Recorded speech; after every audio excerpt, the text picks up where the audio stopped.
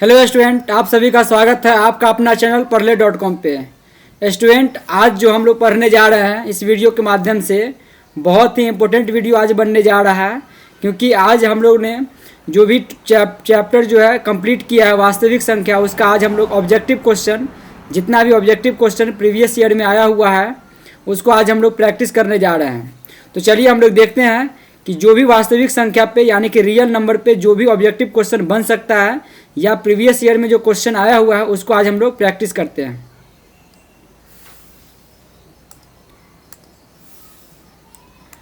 तो स्टूडेंट, यहाँ पे हम लोग देख रहे हैं कि वास्तविक संख्या में हम लोग इस वीडियो में आज हम लोग जो पढ़ेंगे लगभग आज हम 145 क्वेश्चन लेके आए हुए हैं। एक एक क्वेश्चन को आज हम लोग इसी वीडियो के माध्यम से आज हम लोग सीखेंगे। अगर आप लोग ये वीडियो पूरा शुरू से लेकर अंत तक देख लेते हैं तो एक भी ऑब्जेक्टिव क्वेश्चन जो वास्तविक संख्या यानी कि रियल नंबर से आएगा 10th क्लास के बोर्ड में, वो आपसे नहीं छूटने वाला है। तो शुरू से हम लोग शुरू करते हैं और वास्तविक संख्या को बहुत ही बारीकी से, अगर आप लोग 10th क्लास में नहीं भी पढ़े हैं, 9th तक अगर आप लोग बढ़िया से पढ़ाई किए हुए हैं तो ये क्वेश्चन ऐसा है कि आप लोग से बन जाएगा। तो चलिए हम लोग पहला क्वेश्चन से लेकर के 145 क्वेश्चन है उसको आज हम लोग इस वीडियो के माध्यम से सीखने वाले हैं। आप लोग शुरू से लेकर के बने रहिएगा, एक भी क्वेश्चन आपके एग्जाम में नहीं छूटेगा, इसकी गारंटी मैं ले रहा हूँ। और प्रीवियस ईयर क्वेश्चन है इसमें ये पूछा गया हुआ है, तो ये बहुत ही इंपॉर्टेंट होता है। और आने वाला जो भी एग्ज़ाम है 2025 में ऐसा क्वेश्चन निश्चित ही आपको एग्जाम में देखने को मिलेगा, क्योंकि जो वास्तविक संख्या है उसमें ज़्यादा टॉपिक नहीं देखने को मिलता है, घिसी पिटी टॉपिक आता है, तो उसी को हम लोग देखने वाले हैं। तो शुरू से लेकर के अंत तक वीडियो में ज़रूर बने रहिएगा, एक भी डाउट आपको नहीं बनेगा। तो चलिए हम लोग पहला क्वेश्चन ले रहे हैं। पहला क्वेश्चन दिया हुआ है कि यदि P और Q दो अभाज्य संख्या है तो महत्तम समापवर्तक क्या होगा। जैसे दिया हुआ है कि P और Q दो अभाज्य संख्या है, तो उसका मौसो क्या होगा यानी कि महत्तम समापवर्तक क्या होगा। बहुत ही आसान क्वेश्चन है। ऐसा क्वेश्चन अगर आपको एग्जाम में आता है तो इस क्वेश्चन को आप लोग कैसे बनाइएगा, कोई भी एग्जाम्पल ले लीजिएगा अभाज्य संख्या का, कोई भी एग्जाम्पल ले लीजिए और उसका आप लोग HCF निकाल कर देखिए। जैसे हम लोग अगर देखेंगे तो सबसे छोटी अभाज्य संख्या 2 होती है और उसके बाद 3 होती है। 2 और 3 का जब हम लोग HCF निकालेंगे यानी कि महत्तम समापवर्तक निकालेंगे तो कितना आएगा, 1 आएगा। अगर आप लोग लग रहा होगा कि ये तो जानते हैं हम लोग, तो कोई भी आप लोग ले लीजिए। जैसे 3 ले लीजिए और आप लोग 29 लेने का मन कर रहा है तो 29 भी ले लीजिए। तो 3 और 29 का जब आप लोग HCF निकालिएगा तो इसका भी HCF कितना आएगा, 1 आएगा। यानी कि अगर आप लोग कोई भी दो अभाज्य संख्या का मौसो निकालिएगा तो उसका जो HCF यानी कि मौसो कितना आएगा, 1 आएगा। तो इसका जो आंसर हो जाएगा कितना हो जाएगा, 1 आएगा पहला क्वेश्चन का। अगला क्वेश्चन है, दूसरा नंबर क्वेश्चन है कि निम्नलिखित में कौन सी सबसे छोटी प्राकृत संख्या है। यहाँ पे दूसरा नंबर क्वेश्चन है, इसको आप लोग ध्यान से देखिए। निम्नलिखित में कौन सी सबसे छोटी प्राकृत संख्या है। तो यहाँ पे अगर आप लोग देख रहे हैं प्राकृत संख्या, हमने जो वीडियो बनाए हैं उसमें अगर आप लोग को पता होगा, प्राकृत संख्या उस संख्या को कहते हैं, गिनती की संख्या को प्राकृत संख्या कहते हैं। तो प्राकृत संख्या अगर स्टार्ट होता है तो प्राकृत संख्या जो स्टार्ट होता है कहाँ से स्टार्ट होता है, 1 से स्टार्ट होता है। कहाँ से स्टार्ट होता है प्राकृत संख्या, 1 से स्टार्ट होता है। तो 1 जो है सबसे छोटी प्राकृत संख्या होता है। तो सबसे छोटी प्राकृत संख्या क्या हो जाएगा, 1 हो जाएगा। यानी कि दूसरा नंबर जो क्वेश्चन है उसका आंसर कितना हो जाएगा, 1 हो जाएगा। तीसरा नंबर क्वेश्चन दिया हुआ है कि संख्या 12, 15 और 21 का HCF निकाल लें, महत्तम समापवर्तक निकाल लें। दिया हुआ है 12, 15 और 21 का महत्तम समापवर्तक निकाले यानी कि HCF निकाले। तो बहुत ही आसान है। अगर आप लोग 10th क्लास में पढ़े होंगे अभाज्य गुणनखंड द्वारा मौसो निकालना यानी कि HCF निकालना, या बचपन क्लास में अगर आप लोग पढ़े होंगे भाग विधि द्वारा, दोनों विधि द्वारा आप लोग को मैं बता दे रहा हूँ। जो भी अगर आपको आसान लगे उस विधि से आप लोग HCF यानी कि महत्तम समापवर्तक निकाल सकते हैं। सबसे पहले आप लोग को बता देना चाहता हूँ भाग विधि द्वारा जो 4था 5वां क्लास में लगभग बच्चे सीख लेते हैं उस विधि द्वारा। तो पहले देखते हैं 12 और 15 का जो HCF होगा। तो 12 और 15 के HCF निकालेंगे तो 12 से लगेगा 1 बार में, उसके बाद आएगा 3 और यहाँ पर जो 3 है इससे 12 में क्या करेगा, भाग देगा तो 3 चौक कितना हो जाएगा 12 आ जाएगा। जब यहाँ पे शेषफल आ गया तो इसका मतलब 3 क्या हो जाएगा HCF हो जाएगा। HCF कितना हो जाएगा 3 आएगा। लेकिन एक और संख्या दिया हुआ है तो देखिए यहाँ पे चेक करना पड़ेगा आपको कि 3 से ये संख्या जो दी हुई है वो कटता है कि नहीं कटता है। तो यहाँ से हम लोग देख रहे हैं कि 3 से जब 21 में भाग देते हैं तो 3 सत्ते कितना हो जा रहा है 21 हो जा रहा है। यहाँ पे शेषफल कितना है 0 है। इसका मतलब हम लोग कह सकते हैं कि जो इस संख्या है 12, 15 और 21 का HCF यानी कि महत्तम समापवर्तक कितना हो जाएगा 3 आ जाएगा। जो तीसरा क्वेश्चन है उसका आंसर कितना हो जाएगा 12, 15 और 21 का जो मौसर कितना हो जाएगा यानी कि HCF कितना हो जाएगा 3 आ जाएगा। अगर आप लोग को दूसरा विधि जो अभाज्य गुणनखंड विधि है उस द्वारा अगर आप लोग सीखना चाहते हैं तो उस विधि द्वारा मैं आपको बता देता हूँ। अभाज्य गुणनखंड विधि द्वारा जो करना होता है उसमें करना होता है सबसे पहले आपको 12 का, उसके बाद दिया हुआ है 15 का और 21 का अभाज्य गुणनखंड निकालना होगा। तो 12 का अभाज्य गुणन निकालेंगे तो कितना हो जाएगा 3 × 2 × 2। अगर इसी तरह अगर आप लोग 15 का निकालिएगा तो कितना हो जाएगा 3 × 5 और 21 का निकालिएगा तो कितना हो जाएगा 3 × 7 हो जाएगा। तो अभाज्य गुणनखंड में जो करना होता है जो तीनों में कॉमन है उसको आपको निकाल लेना होता है। तो यहाँ पे देख रहे हैं हम लोग कि 12, 15 और 21 में 3 कॉमन है। अब 3 कॉमन जो रहता है वही महत्तम समापवर्तक यानी कि HCF हो जाता है। तो यहाँ पर भी अभाज्य गुणनखंड विधि द्वारा भी 12, 15 और 21 का HCF कितना आ गया 3 आ गया। यानी कि जो पहला तीसरा नंबर जो क्वेश्चन है 12, 15 और 21 का जो HCF कितना हो जाएगा 3 हो जाएगा। अगला क्वेश्चन दिया हुआ है चौथा नंबर जो क्वेश्चन है वो दिया हुआ है निम्नलिखित में कौन यौगिक संख्या है। 2 संख्या होता है, एक यौगिक संख्या होता है जिसको हम लोग क्या कहते हैं यौगिक संख्या को भाज्य संख्या कहते हैं। एक होता है भाज्य संख्या और एक होता है अभाज्य संख्या, और भाज्य संख्या को ही यौगिक संख्या कहा जाता है। यौगिक संख्या, तो यौगिक संख्या किसको कहते हैं भाज्य संख्या को ही। अभाज्य संख्या किसको कहते हैं वैसी संख्या जिसका 2 से अधिक गुणनखंड हो उसको हम लोग क्या कहते हैं भाज्य संख्या या यौगिक संख्या। अभाज्य संख्या किसको कहते हैं जिसका केवल 2 गुणनखंड हो, केवल 2 गुणनखंड हो उसे क्या कहते हैं अभाज्य संख्या। भाज्य संख्या किसको कहेंगे 2 से अधिक गुणनखंड हो, 2 से अधिक गुणनखंड हो, अधिक गुणनखंड हो तो उसको हम लोग क्या कहते हैं भाज्य संख्या। यहाँ पे दिया हुआ है 11, 21, 31 और 41 दिया हुआ है। अगर आप लोग गुणनखंड इसका निकालने जाइएगा तो 11 का गुणनखंड होता है 1 और 11 होता है। 31 का निकालने जाइएगा तो 1 और 31 होता है। 41 का निकालने जाइएगा तो 1 और 41 होता है। लेकिन अगर आप लोग 21 का निकालने जाइएगा तो 21 का जो गुणनखंड होता है 1 होता है, 3 होता है, 7 होता है और 21 होता है। और हम लोग को चूज करना है इसमें से यौगिक संख्या। यौगिक संख्या मतलब होता है 2 से अधिक गुणनखंड, और यहाँ पे हम लोग सिर्फ 21 को देख रहे हैं कि 21 के पास जो है 2 से अधिक गुणनखंड है। बाकी 11 हो, 31 हो या 41 हो, ये सारे के पास कितना है केवल 2 गुणनखंड है। इसका मतलब जो 21 हो जाएगा क्या हो जाएगा यौगिक संख्या हो जाएगा। यौगिक संख्या कहिए या भाज्य संख्या हो गया। तो जो चौथा क्वेश्चन है उसका जो आंसर कितना हो जाएगा 21 यानी कि बी हो जाएगा। अगला क्वेश्चन दिया हुआ है 18 तथा 72 का HCF निकालना। तो अभी हम लोग सिखाएं कि जो HCF कैसे निकाला जाता है। बहुत ही आसान क्वेश्चन है ये भी, इसको भी हम लोग देखते हैं।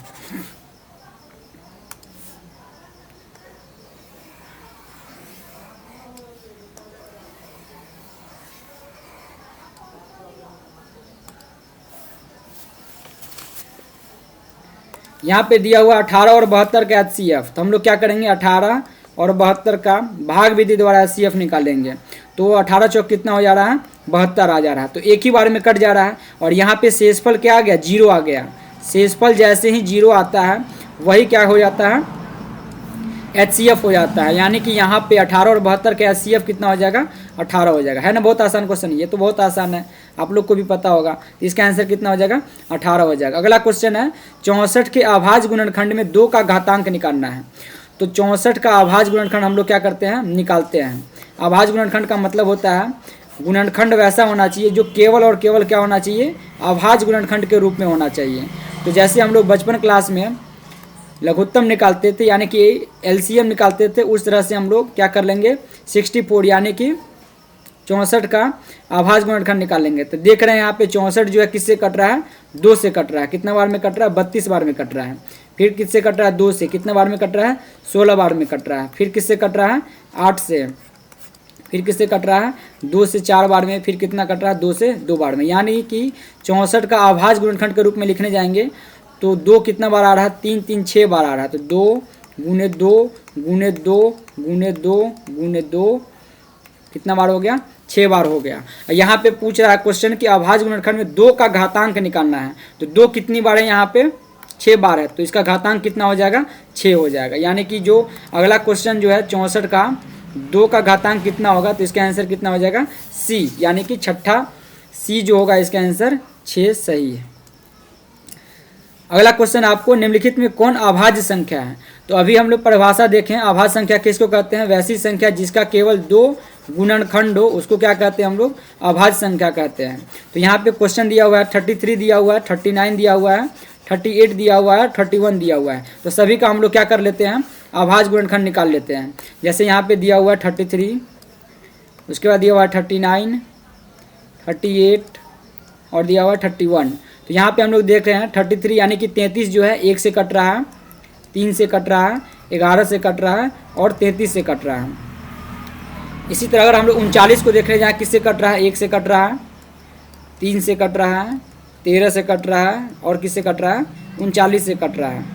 38 किससे कट रहा है, 1 से कट रहा है, 2 से कट रहा है, 3 4 5 से नहीं कट रहा है, 19 से कट रहा है और 38 से कट रहा है।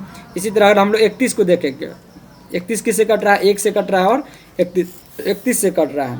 तो अभाज्य संख्या किसको कहते हैं, वैसी संख्या जिसका केवल 2 गुणनखंड हो। और यहाँ पे हम लोग देख पा रहे हैं कि 31 का केवल क्या गुणनखंड है, 2 गुणनखंड है, 1 और 31 है। इसका मतलब जो अभाज्य संख्या इसमें कौन हो जाएगा, 31 हो जाएगा।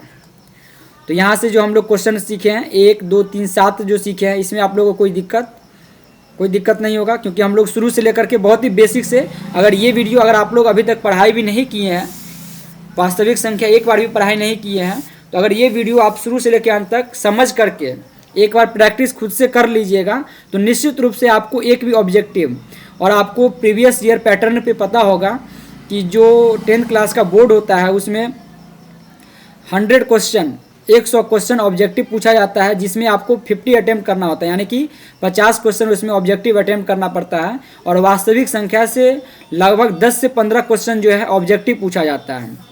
तो 10 से 15 क्वेश्चन आपको ऑब्जेक्टिव डायरेक्ट एक ही चैप्टर से आ जाएगा और बहुत ही आसान होता है, ये नहीं कि बहुत ही हार्ड है। अगर पूछा जाए कि 10वां क्लास में यानी कि 10th क्लास में सबसे आसान चैप्टर कौन है, तो मैं इसका आंसर दूंगा वास्तविक संख्या, क्योंकि वास्तविक संख्या हम लोग जो है लगभग 4th या 5th क्लास से ही पढ़ना स्टार्ट कर देते हैं और 10th क्लास में इसका आंसर में दिया जाता है। तो बहुत ही आसान होता है। अगर हम लोग चलते हैं अब अगले क्वेश्चन में, 8वां नंबर क्वेश्चन बोल रहा है कि 156 के अभाज्य गुणनखंड में 2 का घातांक क्या है।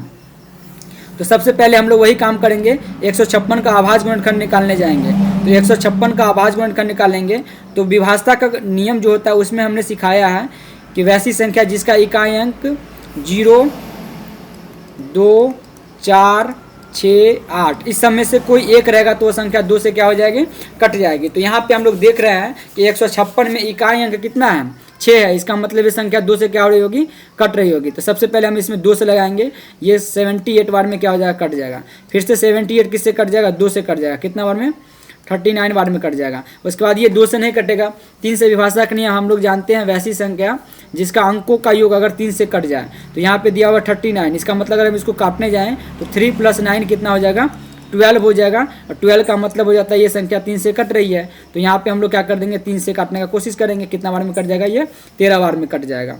तो अगर हम लोग 156 का हम लोग अगर घातांक के रूप में लिखने जाएंगे तो कितना हो जाएगा, 2 के पावर 2 गुने 3 के पावर 1 गुने 13 हो जाएगा। और आपके क्वेश्चन में पूछा गया है कि 2 का घातांक क्या है। तो 2 का घातांक यहाँ पे अगर हम लोग देख पा रहे हैं, 2 का घातांक कितना है, 2 है। इसका मतलब इसका आंसर कितना हो जाएगा, ए हो जाएगा। 156 में 2 का घातांक कितना हो जाएगा, ए हो जाएगा। यहाँ पे आंसर दिया हुआ है, आंसर पे आप लोग मत जाइएगा, मैं यहाँ पे आप लोग को समझा रहा हूँ। समझाने के से क्या होगा कि आप लोग के माइंड में पूरी तरह से बैठ जाएगा और एग्जाम में आप लोग आसानी से इसको क्या कर लीजिएगा, सॉल्व कर लीजिएगा। शुरू से लेकर अंत तक वीडियो जरूर देखिएगा। 145 क्वेश्चन है। अगर 145 क्वेश्चन आप लोग बना लेते हैं तो हो सकता है कि आपके एग्जाम में सीधे यहीं से आपके एग्जाम में क्वेश्चन पूछ लिया जाए, या नहीं पूछता है तो इसी पैटर्न का एग्जाम में आपके क्वेश्चन पूछा जाएगा और आसानी से आप लोग लगभग 10 से 15 नंबर गेन कर सकते हैं। तो वीडियो में ज़रूर बने रहिएगा। अगर वीडियो पसंद आ रहा होगा तो वीडियो को लाइक कर दीजिएगा और अपने दोस्तों के साथ जिसको अभी ज़रूरत है उसको पास जरूर वीडियो को पहुँचा दीजिएगा। और चैनल को सब्सक्राइब नहीं किए हैं तो चैनल को सब्सक्राइब जरूर कर दीजिएगा। तो चलिए हम लोग 9वां नंबर क्वेश्चन देखते हैं। 9वां नंबर क्वेश्चन बोल रहा है निम्नलिखित में कौन सा युग्म सह अभाज्य है। और सह अभाज्य का मतलब हमने बताया है कि सह अभाज्य संख्या का मतलब होता है वैसी संख्या, वैसा युग्म जिसका जो HCF कितना होना चाहिए, 1 होना चाहिए। कोई भी संख्या होना चाहिए जिसका HCF क्या होना चाहिए, 1 होना चाहिए। तो यहाँ पे हम लोग देख रहे हैं पहला 14 और 35 है। 14 और 35 का अगर हम लोग HCF निकालने जाएंगे तो कितना आ जाएगा, 14 को अगर 35 में भाग देंगे, ये हो जाएगा 14 दूना 28, ये हो जाएगा 7 और 7 दूना कितना हो जाएगा, 14 हो जाएगा। इसका मतलब जो हो गया, इसका जो HCF कितना हो गया, इसका HCF हो गया 7।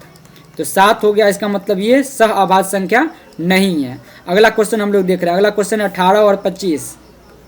18 और 25, 18 और 25 का हम लोग क्या निकालेंगे, HCF निकालेंगे। तो 18 और 25 के HCF निकालेंगे तो कितना हो जाएगा, 18 का 18, ये 7 आएगा शेषफल। 18 में जब भाग देंगे 7 दूना कितना हो जाएगा, 14 आ जाएगा। ये 7 4 बचेगा, 7 1 7 आएगा, 4 1 4 आ गया। फिर ये 3 बचेगा, 3 से 4 में देंगे तो 3 आएगा। ये 1 से फिर 3 में देंगे तो 3 बार में ये क्या हो जाएगा, कट जाएगा। यानी कि हम देख रहे हैं 18 और 25 का जो HCF कितना आ गया, HCF इसका आ गया 1। HCF कितना आ गया, 1। इसका मतलब यही संख्या 18 और 25 जो है सह अभाज्य संख्या है। लेकिन हम लोग अगला क्वेश्चन, अगला जो है ऑप्शन दे रखा है उसको भी हम लोग चेक कर लेते हैं क्या अगला क्वेश्चन में ऑप्शन में आता है कि नहीं आता है। तो उसको हम लोग भी सीख रहे हैं, क्योंकि सीख रहे हैं इसीलिए हम लोग पूरा चेक करके ही देखते हैं। तो अगला जो दिया हुआ है 13 और 52 है। तो 13 और 52 का जब आप लोग HCF निकालिएगा तो 13 चौक कितना हो जाता है, ये 52 हो जाता है। इसका मतलब 13 और 52 के HCF कितना आ जा रहा है, 13 आ जा रहा है। और असह अभाज्य संख्या का मतलब होता है वैसी संख्या जिसका जो पेयर होता है उसका क्या होना चाहिए, HCF, यानी कि महत्तम समापवर्तक कितना आना चाहिए, 1 आना चाहिए। लेकिन यहाँ पे 13 आ रहा है, इसका मतलब ये भी सह अभाज्य संख्या नहीं है। और यहाँ पे 21 और 84 दिया हुआ है, तो 21 चौक 84 होता है, इसका भी सह अभाज्य संख्या नहीं है। इसका मतलब 18 और 25 क्या है, सह अभाज्य संख्या। सह अभाज्य संख्या आप लोग को समझ में आ गया। तो इसका मतलब जो 9वां नंबर क्वेश्चन है उसका आंसर कितना हो जाएगा, 18 और 25, यानी कि B नंबर होगा। उसके बाद यहाँ पे दिया हुआ है कि √12 का परिमेय गुणांक कितना होगा। ये बहुत ही अच्छा क्वेश्चन है, उसको हम लोग सीखने का कोशिश करते हैं।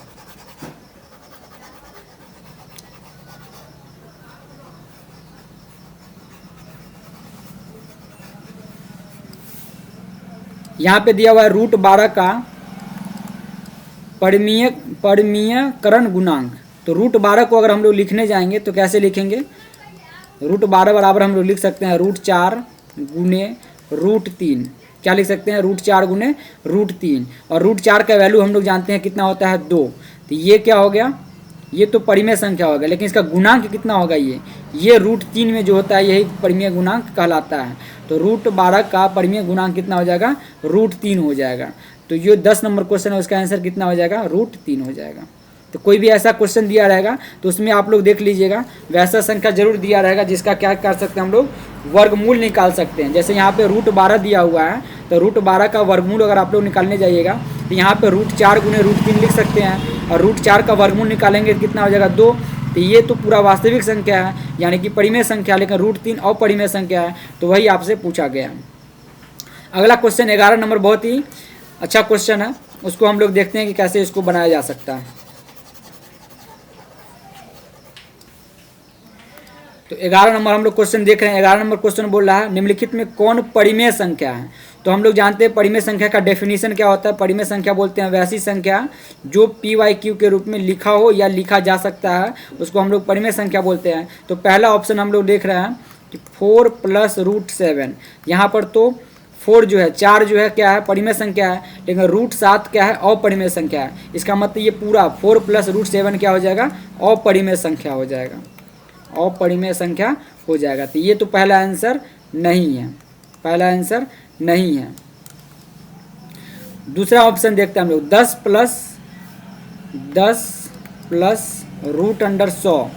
अगर हम लोग जानते हैं कि √100 का वैल्यू कितना होता है, आप लोग भी बोलिए √100 का वैल्यू कितना होता है 10 होता है। इसका मतलब अगर हम इसको निकालने जाएंगे तो 10 + 10 और 10 + 10 कितना हो जाता है 20। अब 20 तो PYQ के रूप में लिखा हुआ है, क्योंकि 20 बटा के हम लोग क्या कर सकते हैं लिख सकते हैं। इसका मतलब दूसरा नंबर 10 + √100 क्या हो जाएगा एक परिमेय संख्या हो जाएगा। अगला क्वेश्चन अगर आप लोग देखिएगा तो 2 + √3, यहाँ पे 2 तो परिमेय संख्या है, लेकिन √3 क्या है अपरिमेय संख्या है, इसीलिए ये अपरिमेय संख्या है, परिमेय संख्या नहीं है। अगला क्वेश्चन है 5 + √5, तो √5 यहाँ पे लगा हुआ है, तो ये भी क्या है अपरिमेय संख्या है, इसीलिए ये भी आंसर नहीं होगा, कौन हो जाएगा बी हो जाएगा।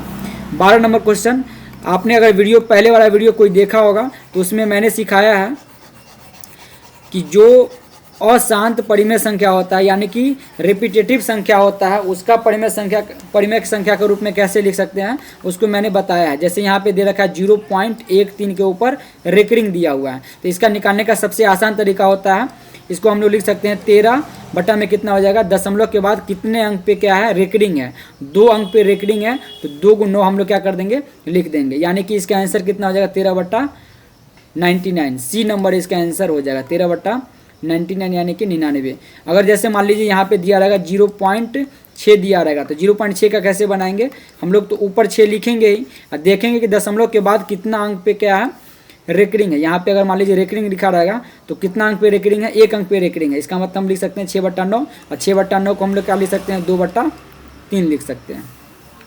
तो ये बहुत ही आसान होता है, इसको अगर आप लोग डिटेल में सीखना चाहते हैं तो इसी प्लेलिस्ट में जाइए, वास्तविक संख्या के प्लेलिस्ट में, वहाँ पे मैंने वीडियो बना रखा है, शुरू से लेकर अंत तक मैंने बनाया है इसी पे कि कैसे इसको हम परिमेय संख्या के रूप में लिख सकते हैं। तो बहुत ही आसान होता है, उसको हम लोग देखिए, यानी कि 12 नंबर का जो आंसर हो जाएगा 13/99 हो जाएगा। 13 नंबर हम लोग क्वेश्चन देखते हैं। 13 नंबर में क्वेश्चन लिखा हुआ है कि निम्नलिखित में कौन अपरिमेय संख्या नहीं है। इस क्वेश्चन अगर ऐसा क्वेश्चन आ जाता है नहीं वाला, तो उसको आप लोग क्या कीजिएगा सावधानी पूर्वक पढ़िएगा, क्योंकि नहीं मतलब होता है कि अपरिमेय संख्या नहीं है, तो अपरिमेय संख्या नहीं है इसका मतलब कौन सा परिमेय संख्या होगा। तो यहाँ पे अगर हम लोग देख रहे हैं जैसे लिखा हुआ है कि निम्नलिखित में कौन अपरिमेय संख्या नहीं है, अपरिमेय नहीं होना चाहिए, तो हम लोग देख रहे हैं निम्नलिखित में कौन अपरिमेय संख्या नहीं है, तो 2 + √13 देख रहे हैं, √2 + √3, 2 + √3 परिमेय संख्या है कि अपरिमेय संख्या, अपरिमेय संख्या, इसका मतलब ये आंसर नहीं होगा, क्योंकि इसमें पूछ रहा है कि अपरिमेय नहीं है। उसके बाद पूछ रहा है 5+, यह अपरिमेय। अगला दे रखा है 5 - √3, अब 5 - √3 क्या है, ये भी अपरिमेय है, ये भी अपरिमेय है। उसके बाद दे रखा है √3 बटा में क्या दे रखा है √5, ये भी क्या है अपरिमेय है। अगला दे रखा है √12 बटा में √3, इसको हम लोग सिंप्लीफाई करते हैं तो √12 को हम लोग लिख सकते हैं √4 गुने √3 बटा में क्या लिख सकते हैं √3, और √3 से √3 कट जाएगा, √3 से √3 कट जाएगा तो बचेगा कितना √4, और √4 का मतलब कितना होता है 2 होता है। इसका मतलब ये अपरिमेय संख्या नहीं है, ये √2 जो है यानी कि √12 बटा √3 अपरिमेय संख्या नहीं है, अपरिमेय संख्या नहीं है। और आप लोग से पूछा क्या जा रहा है कि कौन अपरिमेय संख्या नहीं है, तो इसका मतलब यही होगा √12 बटा में √3 क्या होगा अपरिमेय संख्या नहीं है, बाकी सब तो क्या है परिमेय संख्या है, तो इसका आंसर क्या हो जाएगा डी हो जाएगा। 13 नंबर तक आप लोग को समझ में आ गया। चलते हम लोग अगले क्वेश्चन पे, यानी कि 14 नंबर क्वेश्चन पे। 14 नंबर क्वेश्चन क्या बोल रहा है कि निम्नलिखित में किसका दशमलव प्रसार शांत है। तो आप लोग वीडियो में अगर देखे होंगे दशमलव प्रसार शांत का मतलब होता है कि वो संख्या पूरी तरह से क्या हो जाए कट जाए, और कट जाने का नियम क्या होता है कि बट्टा में यानी कि हर में, अगर कोई फ्रैक्शन लिखते हैं अंश और हर में लिखा होता है, अंश और हर में लिखा होता है, तो हर में क्या होना चाहिए, हर में होना चाहिए 2 के पावर m और 5 के पावर n, या 2 के पावर m या 5 के पावर n, किसी एक फॉर्म में अगर रहता है तो वो संख्या क्या हो जाती है ये तीनों में से कोई एक फॉर्म में रहेगा तो क्या हो जाएगा, वह संख्या हर में रहना चाहिए। हर में अगर इसमें कोई भी एक फॉर्म में रहता है तो उसका दशमलव प्रसार क्या हो जाएगा, शांत हो जाएगा। बाकी अगर इसके अलावा कुछ भी आ जाता है तो उसका दशमलव प्रसार क्या हो जाएगा, अशांत हो जाएगा। तो बारी बारी से हम लोग क्या करेंगे, सभी क्वेश्चन का हर का हम लोग 2 के पावर m और 5 के पावर n के रूप में लिखने का कोशिश करेंगे। उसके बाद हम लोग डायरेक्ट बता देंगे कि ये संख्या दशमलव प्रसार क्या है, शांत है या अशांत है। जैसे अगर पहला क्वेश्चन लिखते हैं तो यहाँ पे दे रखा है 15/1600, 15/1600 दे रखा है। तो 1600 का हम लोग क्या निकालने जाएंगे, 2 के पावर m यानी कि इसका हर का निकालेंगे। तो ये हो जाएगा 800, ये हो जाएगा 400। आप लोग भी क्वेश्चन में बनाइए कॉपी में। ये हो जाएगा 200, ये हो जाएगा 100। पूछ रहा है दशमलव प्रसार शांत पूछ रहा है, तो शांत हम लोग देख लेते हैं। ये कितना हो जाएगा, 2 से करेंगे कितना हो जाएगा 50, इसका करेंगे तो फिर हो जाएगा 25, और इसका करेंगे कितना हो जाएगा 5 के पावर 5। यानी कि 1600 का अगर हम लोग निकालने जाएंगे तो ये हो जाएगा 2 के पावर कितना हो जाएगा, 1 2 3 4 5 6। तो 2 के पावर 6 गुने 5 के पावर कितना हो जाएगा, 2 हो जाएगा। तो हम लोग यहाँ पे देख रहे हैं ये 1600 है, ये हर इसका कितना के फॉर्म में, 2 के पावर m और 5 के पावर n के रूप में, जहाँ पे m कितना है 6 है और n कितना है 2 है। इसका मतलब ये संख्या, इसका जो संख्या 15/1600, इसका दशमलव प्रसार क्या हो जाएगा, शांत हो जाएगा। इसका दशमलव प्रसार क्या हो जाएगा, शांत हो जाएगा। अगला जो ऑप्शन दे रखा है उसको हम लोग बनाने का कोशिश करते हैं। तो अगर आप लोग ध्यानपूर्वक देख रहे होंगे कि 210 दिया हुआ है, इसको आप लोग ऐसे रहने देते हैं। अगला क्वेश्चन ऑप्शन में हम लोग देखते हैं। एक एक ऑप्शन को हम लोग जितना प्रैक्टिस कीजिएगा उतना ही आपसे क्या होगा, क्वेश्चन बनता जाएगा। तो अगर ऑप्शन यहाँ पे दिया हुआ है उसको भी निकाल लीजिए। अगर आप लोग ध्यानपूर्वक देख रहे होंगे तो डायरेक्ट यहाँ पे दिख रहा है कि 210 लिखा हुआ है। कितना है, 19/210। और 210 में अगर आप लोग ध्यान से देख रहे होंगे तो इसमें 3 छुपा हुआ है। तो 3 छुपा हुआ है, इसका मतलब इसका दशमलव प्रसार क्या हो जाएगा, अशांत हो जाएगा। क्या हो जाएगा, अशांत हो जाएगा। उसका देखिए अगला क्वेश्चन दे रखा है 3/88 दे रखा है। तो 3/88 को अगर हम लोग देखते हैं बना करके, तो 88 का हम लोग क्या निकालेंगे, सबसे पहले अभाज्य गुणनखंड के रूप में करते हैं। तो ये हो जाएगा 2 44, और 44 में हम लोग जानते हैं कि क्या छुपा होता है, 11 छुपा होता है। इसका मतलब इसका भी दशमलव प्रसार क्या हो जाएगा, अशांत हो जाएगा। इसका भी दशमलव प्रसार क्या हो जाएगा, अशांत हो जाएगा। और अगला ऑप्शन दे रखा है 8/75। 8/75 का अगर हम लोग 75 का निकालने जाएंगे तो ये तो 3 से कट जाएगा, 3 से 25 में। जैसे ही इसमें 3 आ गया, इसका मतलब इसका दशमलव प्रसार क्या हो जाएगा, अशांत हो जाएगा। तो 8/75 का भी दशमलव प्रसार क्या हो जाएगा, अशांत हो जाएगा। दशमलव प्रसार अशांत हो जाएगा। तो यहाँ पे हम लोग तीनों को देख रहे हैं, ये तीनों क्या हो रहा है, दशमलव प्रसार अशांत। लेकिन 15/1600 का दशमलव प्रसार क्या है, शांत है। इसका मतलब जो आंसर हो जाएगा कितना हो जाएगा, 14 का ए हो जाएगा। समझ में आ रहा है क्वेश्चन आपको। अगला क्वेश्चन हम लोग लेते हैं 15 नंबर।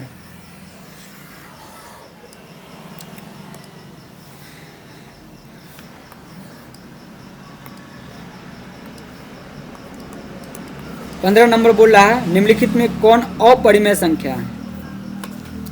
थोड़ा सा पानी पी लेते हैं हम।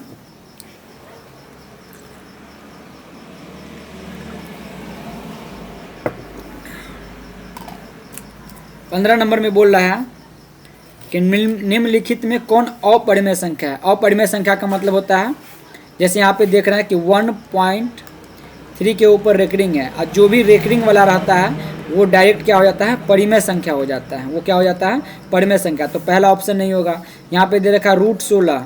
√16 का हम जानते हैं इसका वैल्यू कितना होता है, 4, और 4 क्या होता है, परिमेय संख्या। तो ये भी आंसर नहीं है। उसके बाद दे रखा है 9/27 का अंडर रूट। 9/27 का अंडर रूट बाद में हम लोग बनाएंगे। इसका देखिए यह है 5 + √5। यहाँ पे थोड़ा सा गड़बड़ दे रखा है। √5 यहाँ पे 5 + √5 ना होकर के यहाँ पे होगा 5 गुने √5 होना चाहिए। √5 गुने √5 होना चाहिए। तो यहाँ पे √5 गुने √5 होगा।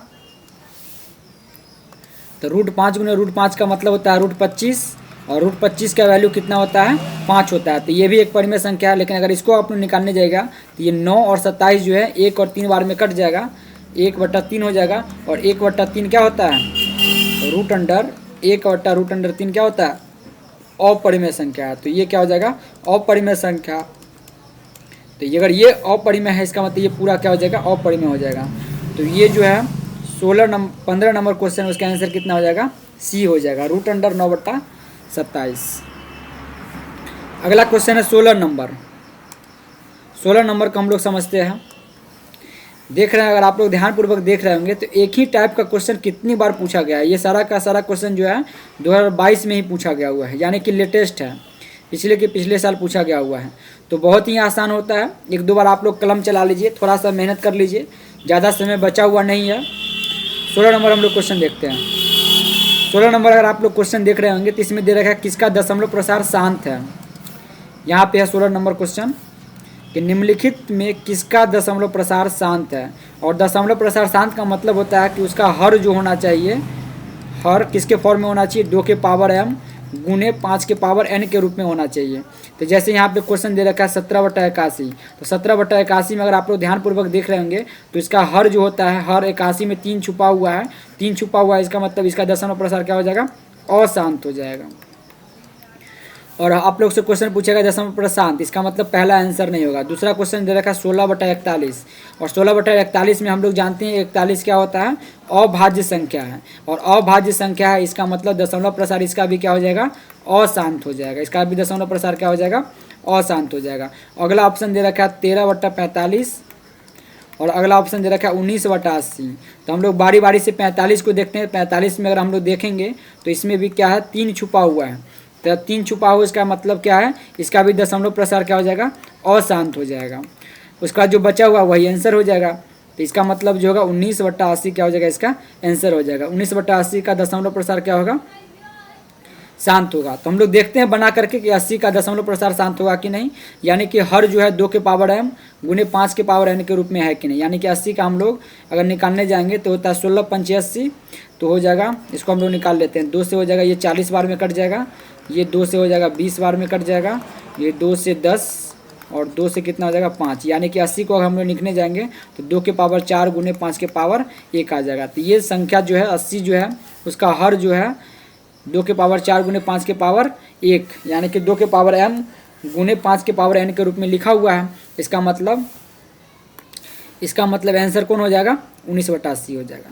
17 नंबर दे रखा है, निम्नलिखित में कौन परिमेय संख्या है। परिमेय संख्या हम लोग यहाँ पे अगर 25 का निकालने जाएंगे तो √25 बराबर कितना हो जाता है, 5 हो जाता है, और 5 हो जाता है, और 5 क्या है, परिमेय संख्या है, अपरिमेय संख्या है, परिमेय संख्या है। इसका मतलब डायरेक्ट आंसर कौन हो जाएगा, ए नंबर आंसर हो जाएगा। यानी कि 17 नंबर का जो आंसर होगा कौन हो जाएगा, ए हो जाएगा। आगे आप लोग को देखने का ज़रूरत भी नहीं है, लेकिन अगर हम यहाँ पर क्या कर रहे हैं, सीख रहे हैं, तो हम लोग पूरा आंसर को हम लोग पोस्टमार्टम करेंगे, एक एक आंसर का हम लोग क्या करेंगे, पोस्टमार्टम करेंगे। तो जैसे पहला ही आंसर दे रखा है √25, तो √25 का वैल्यू कितना होता है, 5, तो यही आंसर होगा।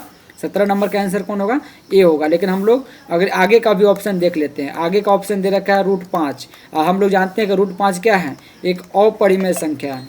√5 क्या है, एक अपरिमेय संख्या, तो 2 आंसर होगा नहीं।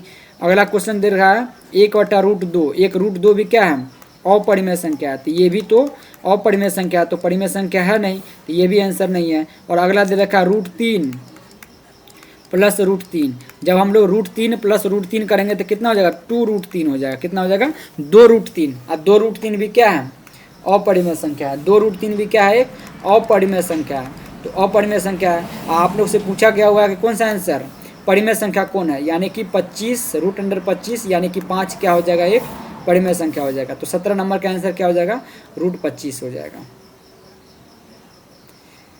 समझ में आ रहा है आपको। चलते हम लोग अगले क्वेश्चन पे, यानी कि 18 नंबर। वीडियो में शुरू से लेकर अंत तक जरूर बने रहिएगा, अभी बहुत सारा क्वेश्चन बचा हुआ है।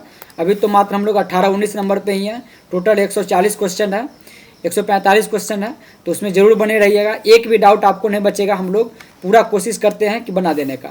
जैसे देखिए 18 नंबर क्वेश्चन है। 18 नंबर क्वेश्चन में है कि 0.105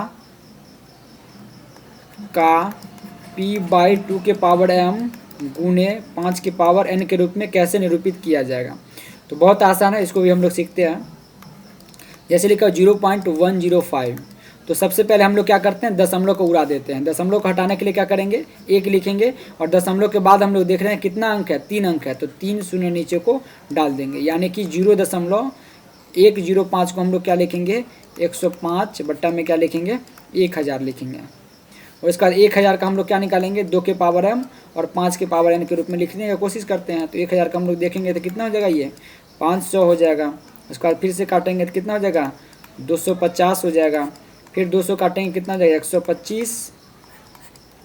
5 से काटेंगे तो 25, 5 से काटेंगे तो कितना हो जाएगा, 5। यानी कि 1000 का अगर हम लोग 2 के पावर m और 5 के पावर m के रूप में लिखने जाएंगे तो कितना हो जाएगा, 2 के पावर 1 2 3, तो 2 के पावर 3 गुने 5 के पावर कितना हो जाएगा, 3 हो जाएगा। तो आंसर कौन हो जाएगा, आप लोग भी बताइए आंसर कौन हो जाएगा। तो 2 के पावर 3 गुने 5 के पावर 3, 2 के पावर 3 गुने 5 25। फिर से देखिए 1000 का करेंगे तो 500 हो जाएगा, 2 से करेंगे तो 250 हो जाएगा, 2 से करेंगे तो 125 हो जाएगा, 5 से करेंगे तो 25 हो जाएगा, 5 से करेंगे तो 5 हो जाएगा। तो आंसर कौन होना चाहिए, 5 25 125 250 500 1000। तो आंसर होना चाहिए सी। इसका आंसर कौन होना चाहिए, सी। यहाँ पे बी आंसर दिया हुआ है, तो यहाँ पे आप लोग क्या कर लीजिए, सी कर दीजिए। तो 18 नंबर का आंसर क्या हो जाएगा, आंसर सी हो जाएगा। चलते हम लोग 19 नंबर क्वेश्चन में।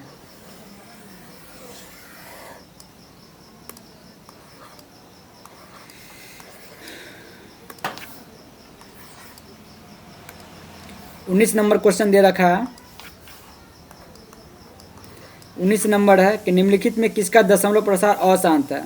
तो अशांत के लिए क्या करना पड़ता है, अशांत के लिए करना पड़ता है कि चेक करना है कि 2 के पावर m और 5 के पावर n के रूप में है। अगर ये 2 के पावर m और 5 के पावर n के रूप में है, इसका मतलब दशमलव प्रसार क्या हो जाएगा, शांत हो जाएगा। और 2 के पावर m गुने 5 के पावर n के रूप में नहीं है, इसका मतलब क्या हो जाएगा, अशांत हो जाएगा। तो हम लोग फटाक से चेक कर लेते हैं। जैसे 400 यहाँ पे दे रखा है, तो 400 को हम लोग बना लेंगे 2 के पावर m के रूप में। 80 का देखते हैं, उसके बाद हम लोग देखेंगे 121, 121 के बाद देखेंगे 400। तो 2 ऑप्शन दे रखा है 400, तो 400 का हम लोग देख लेते हैं। 400 का हम लोग निकाले जाएंगे अभाज्य गुणनखंड के रूप में, तो कितना हो जाएगा, 200 हो जाएगा। फिर कितना हो जाएगा, ये 100 हो जाएगा। 2 से काटेंगे तो 50, 2 से काटेंगे तो 25, ये 5 से काटेंगे तो 5, यानी कि 400 का हो जाएगा 2 के पावर 4 गुने 5 के पावर 2। तो ये तो दशमलव प्रसार इसका क्या है, शांत है। इसका दशमलव प्रसार क्या हो जाएगा, शांत। इसका दशमलव प्रसार हो जाएगा शांत। तो इसका भी दशमलव प्रसार क्या हो जाएगा, शांत हो जाएगा। बाकी बचा हुआ 13/121 और 17/11 80। तो यहाँ पे अगर आप लोग ध्यान से देख रहे होंगे तो 121 में क्या छुपा हुआ है, 11 छुपा हुआ है, और 11 क्या है, अभाज्य संख्या है। इसका मतलब इसका दशमलव प्रसार क्या हो जाएगा, अशांत हो जाएगा। तो 19 नंबर का जो आंसर हो जाएगा कितना हो जाएगा, 13/121 हो जाएगा।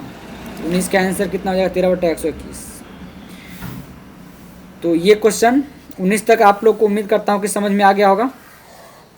चलते हम लोग आगे क्वेश्चन पे।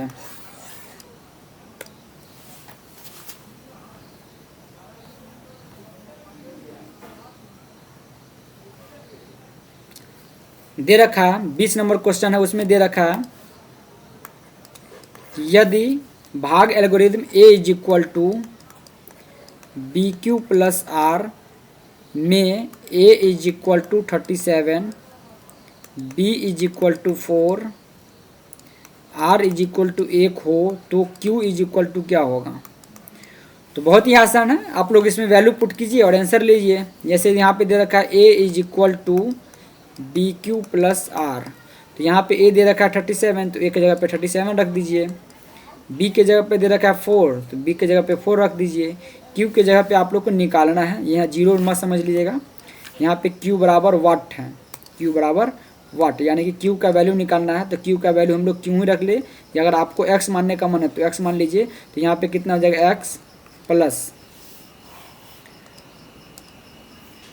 प्लस और r का वैल्यू दे रखा है यहाँ पे 1, तो r का वैल्यू क्या रख देंगे, 1 रख देंगे। उसके बाद बना लीजिए यहाँ पे +1 है, तो इधर आके क्या हो जाएगा -1। तो 37 - 1 इज इक्वल टू 4x, और 37 में से 1 जाएंगे कितना हो जाएगा, 36 हो जाएगा। तो 4x इज इक्वल टू 36 और x इज इक्वल टू कितना हो जाएगा, 4 से इसको काटिए 9 चौक कितना हो जाएगा 36, यानी कि x का वैल्यू 9 और x को ही हम लोग क्या माने हुए हैं q, तो q बराबर कितना हो जाएगा 9 हो जाएगा, यानी कि इसका आंसर कितना हो जाएगा 20 नंबर का आंसर कितना हो जाएगा ए हो जाएगा।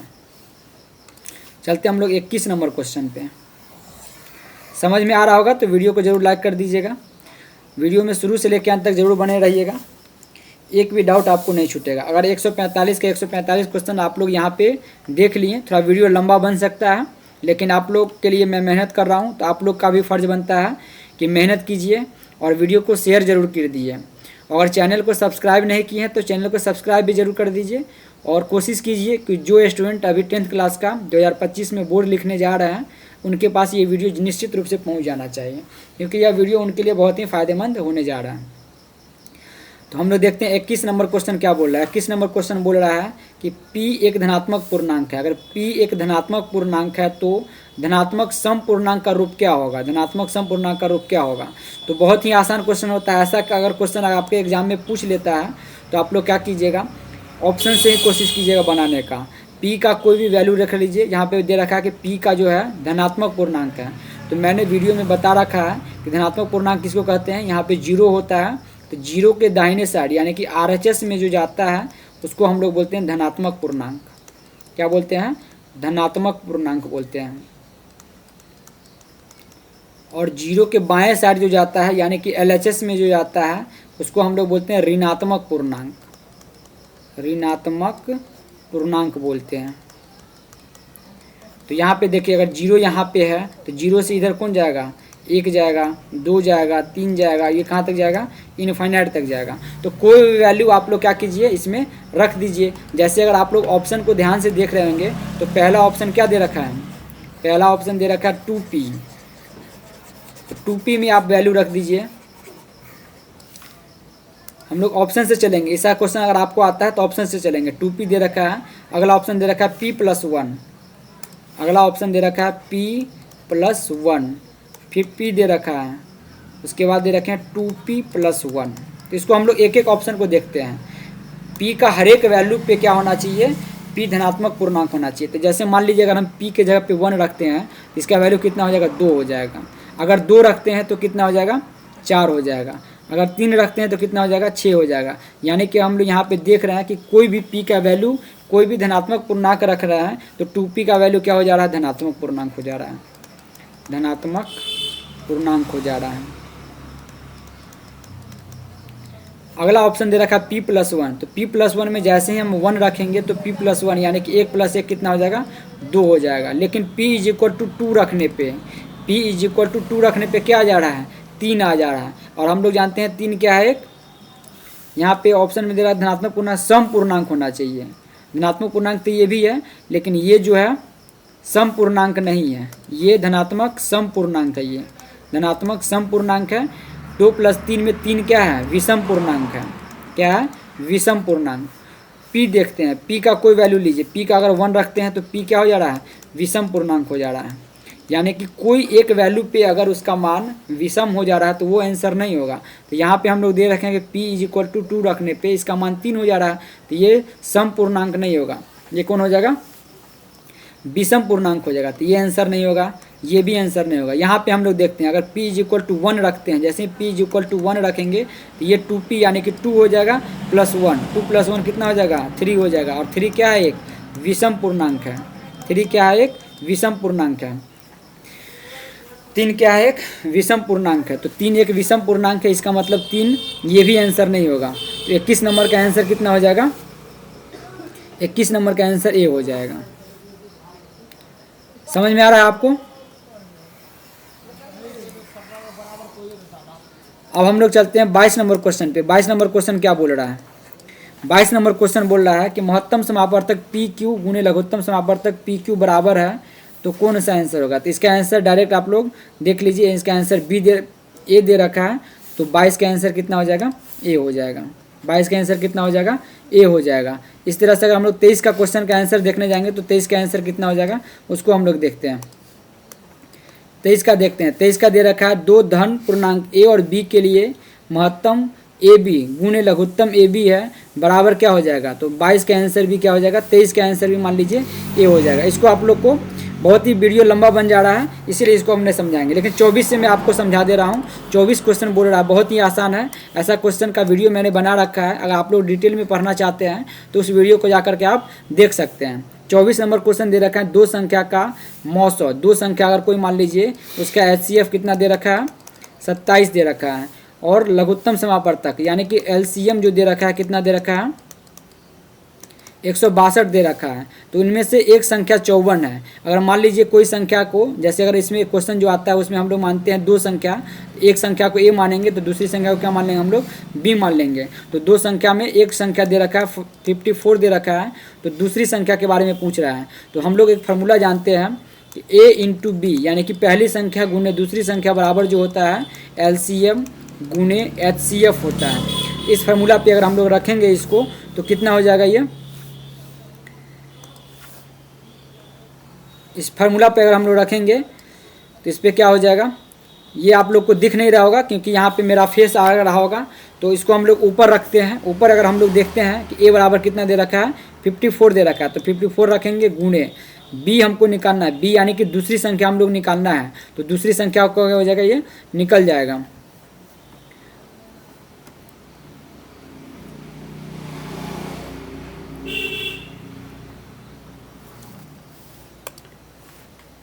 दूसरी संख्या निकल जाएगा B, और उसके बाद हम लोग क्या करेंगे LCM कितना दे रखा है 162, और HCF कितना दे रखा है 27, यानी कि B को 54 को इधर हम जाके भाग देंगे तो B बराबर कितना हो जाएगा 162 गुने 27 बट्टा में कितना हो जाएगा 54 हो जाएगा। तो यहाँ पे हम लोग देख रहे हैं कि B इज इक्वल टू हो जा रहा है 162 गुने 27 बट्टा 54। और यहाँ पे अगर आप लोग को पता होगा तो 27 का जो दोगुना होता है 54 होता है, तो ये दो बार में कट जाएगा, और ऊपर जब काटेंगे तो 2 अट्ठे 16 और 1, यानी कि B इज इक्वल टू कितना हो गया 81 हो गया। B इज इक्वल टू 81, यानी कि 24 नंबर का अगर आंसर आप लोग देखिएगा तो दूसरी संख्या पूछा गया है, तो 24 का दूसरी संख्या कितना हो जाएगा 81 हो जाएगा। तो 81 में कौन सा आंसर है, D नंबर है। तो 81 का 24 का आंसर कितना हो जाएगा, D हो जाएगा। तो चलते हम लोग 25 नंबर क्वेश्चन पे क्या बोल रहा है। अगर वीडियो पसंद आ रहा होगा तो ज़रूर लाइक कर दीजिएगा, और उन स्टूडेंट के पास ज़रूर शेयर कर दीजिए जो 10th क्लास का बोर्ड अभी लिखने जा रहे हैं। अगर ये वीडियो को आप लोग शुरू से लेकर अंत तक देख लिए तो निश्चित रूप से आपको वास्तविक संख्या में एक भी डाउट नहीं होगा, और हो सकता है कि इसी में से आपको लगभग जो भी क्वेश्चन अगर एग्जाम में आता है तो इसी ऑब्जेक्टिव में से डायरेक्ट रूप से देखा जाएगा। अगर एग्जाम में डायरेक्ट रूप से नहीं आ रहा है तो निश्चित रूप से इसी पैटर्न पे आपका एग्जाम में आएगा। तो वीडियो को ज़रूर देखिएगा, मिस मत कीजिएगा। अगर मिस कर दिए तो अगर आप लोग पैटर्न देखे होंगे जो 10th क्लास में पूछ रहा है तो उसमें लगभग वास्तविक संख्या से 10 से 15 क्वेश्चन लगभग ऑब्जेक्टिव पूछ लेता है। तो एक चैप्टर पढ़िए और 10 से 15 मार्क्स ले आइए, कितना आसान है। और ये वास्तविक संख्या ये नहीं है कि आपको 10वां क्लास में पढ़ाया जा रहा है, ये बचपन से आप लोग पढ़ते आ रहे हैं। तो बहुत एक बार क्या करना है, आपको कलम उठाना है और सर्दी के मौसम में रजाई के अंदर में रख के पढ़ना है। तो चलते हम लोग कितना 24 तक हम लोग बना लिए, तो अब 25 नंबर क्वेश्चन हम लोग देखते हैं कि 25 नंबर क्या क्वेश्चन क्या कहता है। 25 नंबर क्वेश्चन बोला है किसी धनात्मक पूर्णांक Q के लिए प्रत्येक धनात्मक विषम पूर्णांक का रूप क्या होगा। तो जैसे ही अभी एक क्वेश्चन यहाँ पे आया था तो उसमें हम लोग क्या किए थे, जैसे 21 नंबर क्वेश्चन का आप लोग ध्यान से देख रहे होंगे तो 21 नंबर क्वेश्चन और 25 नंबर क्वेश्चन दोनों भाई भाई क्वेश्चन है। यहाँ पे आपसे पूछा गया है कि सम पूर्णांक के रूप में कैसा होगा, और यहाँ पे 25 नंबर क्वेश्चन के यहाँ पे दे रखा है धनात्मक विषम पूर्णांक के रूप में। तो ऐसा क्वेश्चन अगर आपके एग्जाम में आता है तो आप लोग क्या कीजिएगा, ऑप्शन से बनाइएगा। तो 25 नंबर जो भी ऑप्शन दे रखा है उसको आप लोग क्या कीजिए, लिख दीजिए। तो 6Q दे रखा है, उसके बाद दे रखा है 6Q प्लस 2 दे रखा है, उसके बाद दे रखा है 6Q प्लस 1, उसके बाद ऑप्शन दे रखा है 6Q प्लस 4 दे रखा है। तो ये होता है कि हर एक वैल्यू के लिए Q के हर एक वैल्यू के लिए इसका मान यानी कि सम या तो विषम होना चाहिए। यहाँ पे आपसे पूछा गया है विषम, तो विषम के लिए जैसे अगर हम यहाँ पे Q रखेंगे 1 तो Q इज इक्वल टू, जैसे ही अगर हम यहाँ पे 1 रखेंगे तो Q 1 रखने पे इसका मान कितना हो जाएगा 6 हो जा रहा है। और 6 क्या होता है, एक सम संख्या होता है, और हम आप लोग से पूछा गया है विषम संख्या, विषम धनात्मक पूर्णांक। तो ये 6 सम पूर्णांक है, इसका मतलब जो पहला आंसर होगा नहीं होगा। उसके बाद हम लोग देखते हैं अगला, यहाँ पे 6 अगर Q इज इक्वल टू 1 रखेंगे तो ये 6 हो जाएगा और इधर 8 हो जाएगा, और 8 भी क्या है, एक सम पूर्णांक है, इसका मतलब ये भी आंसर नहीं होगा। अगला दे रखा है 6Q प्लस 1, तो 6Q प्लस 1 में जैसे ही Q इज इक्वल टू 1 रखेंगे, Q इज इक्वल टू 1 रखने पर कितना मान हो जा रहा है 6 हो जा रहा है, और इसका कितना हो जाएगा 7 हो जा रहा है। तो ये क्या है, विषम धनात्मक पूर्णांक है। लेकिन अगला ऑप्शन हम लोग देखते हैं, अगर q इज इक्वल टू 1 रखते हैं तो q इज इक्वल टू 1 रखने पे कितना आ जा रहा है, 6 + 4 इज इक्वल टू 10 आ जा रहा है, 10 आ जा रहा है। बाकी सबको हम लोग देख रहे हैं तो यहाँ पे 6 एक सम पूर्णांक है, 8 को दे रखे हैं ये भी सम पूर्णांक है, लेकिन 7 क्या है, विषम धनात्मक पूर्णांक है। इसका मतलब आंसर कौन हो जाएगा, 6q + 1 हो जाएगा। कौन हो जाएगा, 6q + 1, यानी कि 25 नंबर का आंसर कितना हो जाएगा, 6q + 1 हो जाएगा। समझ में आ रहा है आपको। अगला क्वेश्चन दे रखा है 26 नंबर, हम लोग देखते हैं क्या है।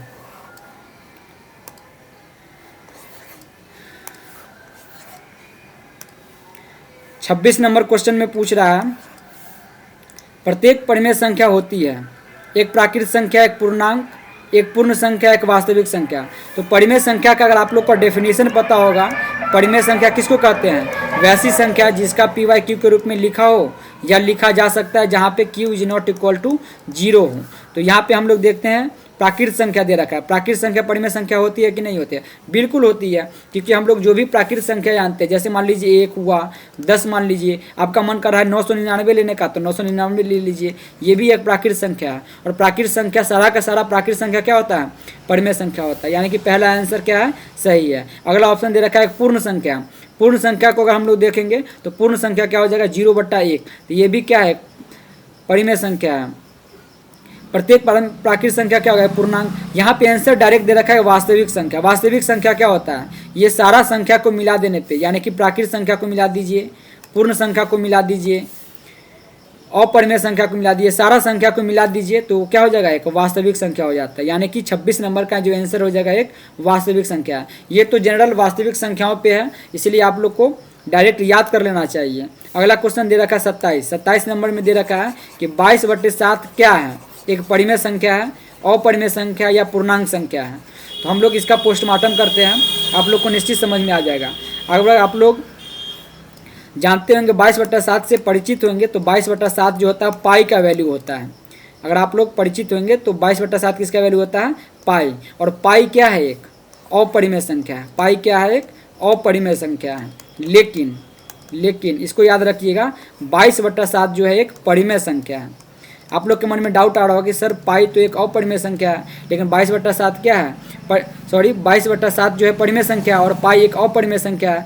तो 22/7 को भी क्या होना चाहिए, अपरिमेय संख्या होना चाहिए। लेकिन हम लोग जानते हैं परिमेय संख्या का जो डेफिनेशन होता है, वैसी संख्या जो p/q के रूप में लिखा हो या लिखा जा सकते हैं। तो हम लोग अगर यहाँ पे ध्यानपूर्वक देख रहे होंगे तो 22/7 क्या है, p है। यहाँ पे p क्या है, अंश, और 7 क्या है, q है। यानी कि ये p/q के रूप में क्या लिखा हुआ है, बिल्कुल लिखा हुआ है। इसका मतलब 22/7 क्या हो जाएगा, एक परिमेय संख्या हो जाएगा।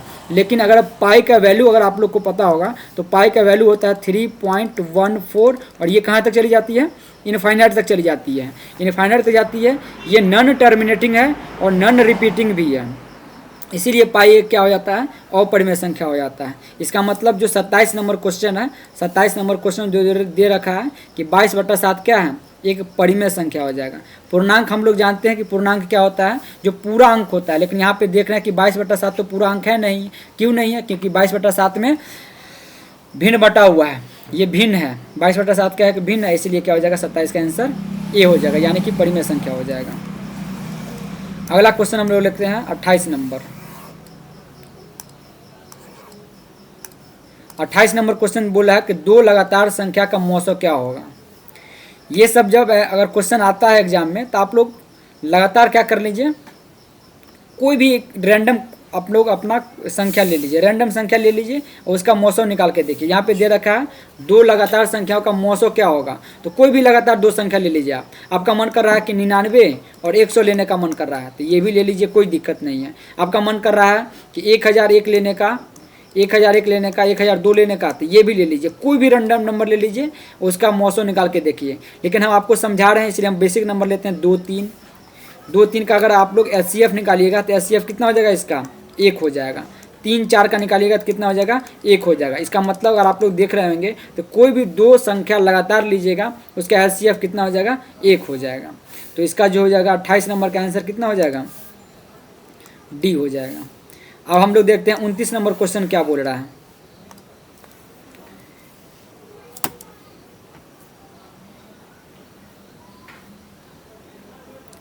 29 नंबर क्वेश्चन बोल रहा है कि यदि ए और बी अभाज्य संख्या है तो ए और बी का लॉसो क्या होगा। अभाज्य संख्या का लॉसो क्या होता है आप लोग भी देखिए। ए और बी अभाज्य संख्या है, ए और बी अभाज्य संख्या है, ए और बी क्या है, अभाज्य संख्या है। तो अभाज्य संख्या में आप लोग इसका क्वेश्चन है तो उसको आप लोग क्या कीजिए, अभाज्य गुणनखंड विधि से बनाइए। अगर मान लीजिए कि 2 भी एक अभाज्य संख्या है, 3 भी एक अभाज्य संख्या है, तो इस दोनों का हम लोग क्या निकालते हैं, लघुत्तम समापवर्तक पूछा है। 2 ए और बी अभाज्य संख्या है, ए और बी का लघुत्तम समापवर्तक क्या होगा। तो 2 का जो अगर आप लोग इसका गुणनखंड निकालिएगा तो कितना हो जाएगा, 1 और 2, 3 का निकालिएगा तो 1 और 2 हो जाए, 1 और 3 हो जाएगा। यहाँ पे किसी में कोई कॉमन नहीं है, तो जब देख रहे हैं कि 2 अगर अभाज्य संख्या रहता है तो अभाज्य संख्या का जो लघुत्तम हो जाएगा वो दोनों संख्या का प्रोडक्ट हो जाएगा, यानी कि गुना हो जाएगा। यानी कि अगर कोई ए अभाज्य संख्या है, बी भी एक अभाज्य संख्या है, तो उसका जो एलसीएम हो जाएगा वो क्या हो जाएगा, ए बी हो जाएगा, ए इंटू बी। तो इसका आंसर होना चाहिए सी। यहाँ पे डी दिया हुआ है तो डी क्या है, गलत है। इसको आप लोग क्या कर दीजिए, सही कर दीजिए। इसका आंसर क्या हो जाएगा, ए सी हो जाएगा, ए बी। चलते हम लोग 29 नंबर क्वेश्चन पे। 29 नंबर क्वेश्चन क्या बोल रहा है इसको देखिए आप लोग। 29 नंबर तो हो गया, 30 नंबर। 30 नंबर क्वेश्चन देख रहे हैं। 30 नंबर क्वेश्चन बोल रहा है कि निम्नलिखित में कौन अभाज्य संख्या है। अभाज्य संख्या आप लोग जानते हैं कि अभाज्य संख्या होता है वैसी संख्या जिसका केवल 2 गुणनखंड हो, उसे अभाज्य संख्या कहते हैं। तो यहाँ पे हम लोग देख रहे हैं 27 है, 35 है, 13 है और 56 है। यहाँ पे देख रहे हैं 56 भी 2 से कट रहा है, इसका मतलब इसके पास 2 से अधिक गुणनखंड होगा। 27 देख रहे हैं यहाँ पे 3 से कट रहा है, 1 से कट रहा है। ये 56 1 से कट रहा है, 2 से कट रहा है, 4 से कट रहा है, 7 से कट रहा है, 8 से कट रहा है, 14 से कट रहा है, 28 से कट रहा है, 56 से कट रहा है, ये 3 से कट रहा है, 9 से कट रहा है, 27 से कट रहा है, 35 को देख रहे हैं 1 से 5 7 35 इससे कट रहा है। लेकिन 13 को देख रहे हैं, 13 बेचारा चुपचाप पड़ा हुआ है और 13 जो है 1 और 13 से कट रहा है। इसका मतलब ये कितना है, केवल 2 गुणनखंड है, तो 13 क्या हो जाएगा, एक अभाज्य संख्या हो जाएगा। तो 30 नंबर का आंसर कितना हो जाएगा, सी हो जाएगा। 31 नंबर देखते हैं हम लोग। 31 नंबर क्वेश्चन बोल रहा है, 31 नंबर क्वेश्चन बोल रहा है कि 45 और 60 का मौसम कितना होगा। तो 45 60 का मौसम कितना होगा। यहाँ पे अगर आप लोग देख रहे होंगे 45 में 15 छुपा हुआ है और 60 में भी 15 छुपा हुआ है, तो इसको आसानी से अगर आप लोग भाग विधि द्वारा निकालना चाहते हैं उस विधि से भी निकाल सकते हैं कि 45 से क्या 45, ये कट गया 15, ये 15 तो यह कितना हो जाएगा, 45 हो जाएगा। तो इसका HCF कितना हो जाएगा, 15 हो जाएगा। HCF कितना हो जाएगा इसका, 15 हो जाएगा। यानी कि जो क्वेश्चन है 31 नंबर, उसका आंसर कितना हो जाएगा, 15, यानी कि डी हो जाएगा। 32 नंबर क्वेश्चन है सह अभाज्य संख्या का मौसम कितना होता है। तो हम लोग जानते हैं कि कोई भी सह अभाज्य संख्या दे रखा है उसका मौसम कितना हो जाएगा, 1 हो जाएगा। 33 नंबर 144 के अभाज्य गुणनखंड में 2 का घातांक क्या है। तो हम लोग निकाल लेते हैं, बहुत ही आसान होता है। तो बहुत क्वेश्चन हम लोग बना लिए आज ही, तो इसको आप लोग भी प्रैक्टिस कीजिए। प्रैक्टिस मेरे साथ कीजिएगा तो आपको क्या हो जाएगा, आसानी पड़ेगा। क्योंकि आप लोग यहाँ पे जो भी दिक्कत कर रहे होंगे, जो भी गलती कर रहे होंगे, यहाँ पे आपको डायरेक्ट पता चल जाएगा। यहाँ पे हम देखेंगे 2 से कट रहा है, ये 72 बार में, ये 2 से कट रहा है 36 बार में, फिर 2 से कट रहा है 18 बार में कट रहा है, 2 से काट दीजिए 9 बार में, ये 3 से कितना बार में कट जाएगा, 3 बार में। तो 144 को अगर आप लोग 2 के पावर के रूप में लिखने जाएंगे, घातांकों के रूप में लिखने जाएंगे, तो 2 के पावर कितना हो जाएगा, ये 1 2 3 4 हो जाएगा। 2 के पावर 4 और 3 के पावर कितना हो जाएगा, 2 हो जाएगा। आप लोग से क्या पूछा गया हुआ है, 144 के 2 का घातांक। 2 का घातांक हम यहाँ पे देख पा रहे हैं कि 2 का घातांक कितना है, यहाँ पे 4 है। 2 का घातांक कितना है, 4 है। इसका मतलब आंसर 33 का कौन हो जाएगा, सी हो जाएगा, 4। किसी पूर्णांक p के लिए प्रत्येक सम पूर्णांक क्या होगा। तो ये क्वेश्चन हम लोग अभी देखे थे, उसका आंसर डायरेक्ट क्या हो जाएगा, 2p हो जाएगा। 21 नंबर क्वेश्चन अगर आप लोग देख रहे होंगे तो 21 नंबर क्वेश्चन सेम है कि किसी पूर्णांक, किसी p एक धनात्मक पूर्णांक है तो धनात्मक सम पूर्णांक क्या होगा, और वो क्वेश्चन। और 34 नंबर क्वेश्चन दोनों सेम है तो उसका आंसर भी कितना हो जाएगा, सेम होगा। और सेम होगा इसका मतलब आंसर क्या होगा, डी होगा। चलते हम लोग अगले क्वेश्चन पे।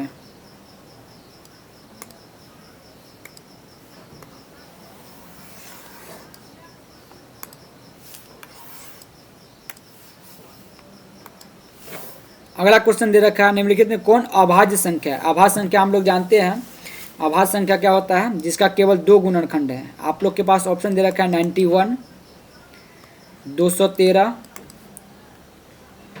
41 और 501।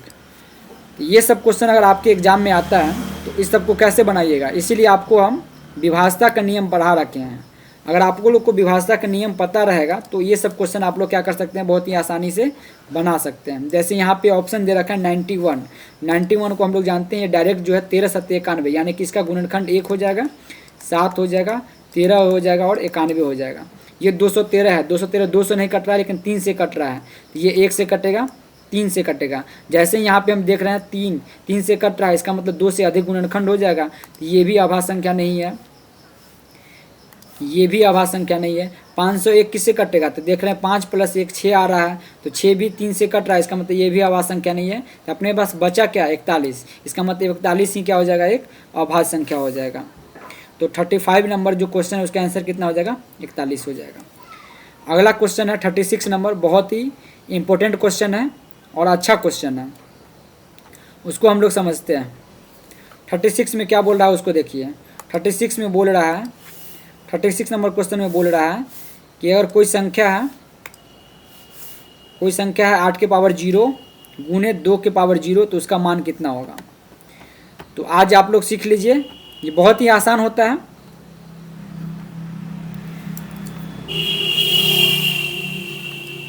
ये दे रखा है 8 के पावर 0 गुने 2 के पावर 0 का मान कितना होगा। तो आप लोग याद कर लीजिए कि कोई भी संख्या मान लीजिए a है, उसका पावर 0 है, तो उसका मान कितना होगा, 1 होगा। यानी कि कोई भी संख्या दे रखा है उसका पावर अगर 0 होगा तो उसका मान कितना हो जाएगा, 1 हो जाएगा। तो यहाँ पे दे रखा है 8 के पावर 0, तो इसका मान कितना हो जाएगा, 1। यहाँ पे दे रखा है 2 के पावर 0, इसका मान भी कितना हो जाएगा, 1। और 1 गुने 1 कितना हो जाएगा, 1 हो जाएगा। यानी कि कोई भी संख्या दे रखा होगा, अगर मान लीजिए आपको दे रखा होगा 99 के पावर 0 गुने 79 के पावर 0, इसका मान कितना होगा, 1 गुने 1, यानी कि इसका मान कितना हो जाएगा, 1 हो जाएगा। तो यानी कोई भी संख्या दिया रहेगा जिसका पावर अगर 0 होगा तो उसका मान कितना होता है, 1 होता है। तो यानी कि ये जो क्वेश्चन है 36 नंबर, उसका आंसर कितना हो जाएगा, बी हो जाएगा। उसके बाद चलते हैं हम लोग 37 नंबर क्वेश्चन। 37 नंबर क्वेश्चन क्या बोल रहा है कि 0.7 के ऊपर रेकरिंग दे रखा है, इसका मान कितना होगा। तो अभी मैंने वीडियो में बताया है कि अगर कोई भी क्वेश्चन अगर ऐसा दे रखा है तो उसको हम लोग कैसे बनाते हैं। तो इसको बनाने का सबसे आसान तरीका होता है कि जितना संख्या दे रखा है उतना लिख दीजिए और देखना है कि दशमलव के बाद जितना अंक पे रेकरिंग है, तो एक अंक पे रेकरिंग है, इसका मतलब कितना 9 हो जाएगा, 1 9 हो जाएगा। यानी कि ये जो क्वेश्चन है 0.7 के ऊपर रेकरिंग, उसका मान कितना हो जाएगा, 7/9 हो जाएगा। तो यहाँ पे हम लोग देख लिए जो 37 है उसका आंसर कितना हो गया, ए हो गया। अब हम लोग चलते हैं 38 नंबर क्वेश्चन पे। 38 नंबर क्वेश्चन क्या बोल रहा है उसको हम लोग देखते हैं। 38 नंबर क्वेश्चन बोल रहा है निम्नलिखित में कौन अपरिमेय नहीं है, अपरिमेय संख्या नहीं है। तो हम लोग एक एक ऑप्शन को पोस्टमार्टम करते हैं। जैसे यहाँ पे पाई है, पाई, उसका दे रखा है √7, उसके बाद दे रखा है √2 बट्टा में √5, उसके बाद दे रखा है 3 √75 बट्टा में दे रखा है √48। एक एक ऑप्शन का हम लोग क्या करते हैं, पोस्टमार्टम करते हैं।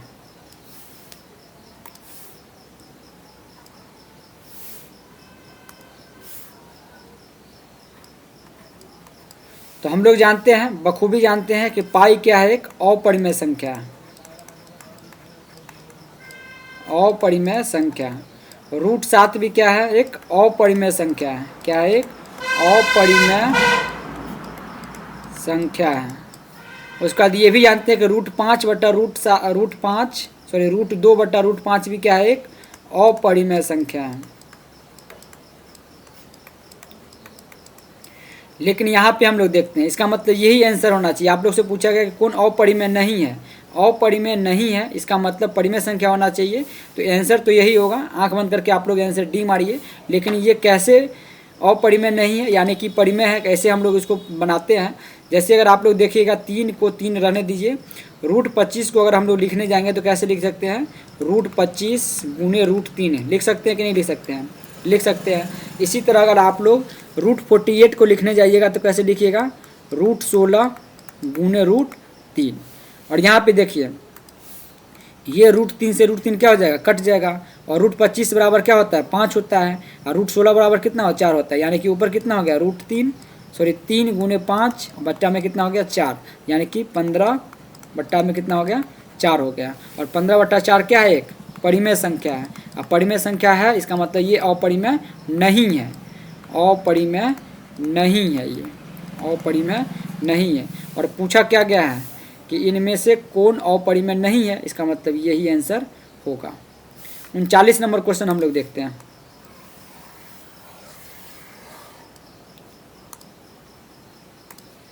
39 नंबर क्वेश्चन क्या बोल रहा है, निम्नलिखित में किसका दशमलव प्रसार अशांत है।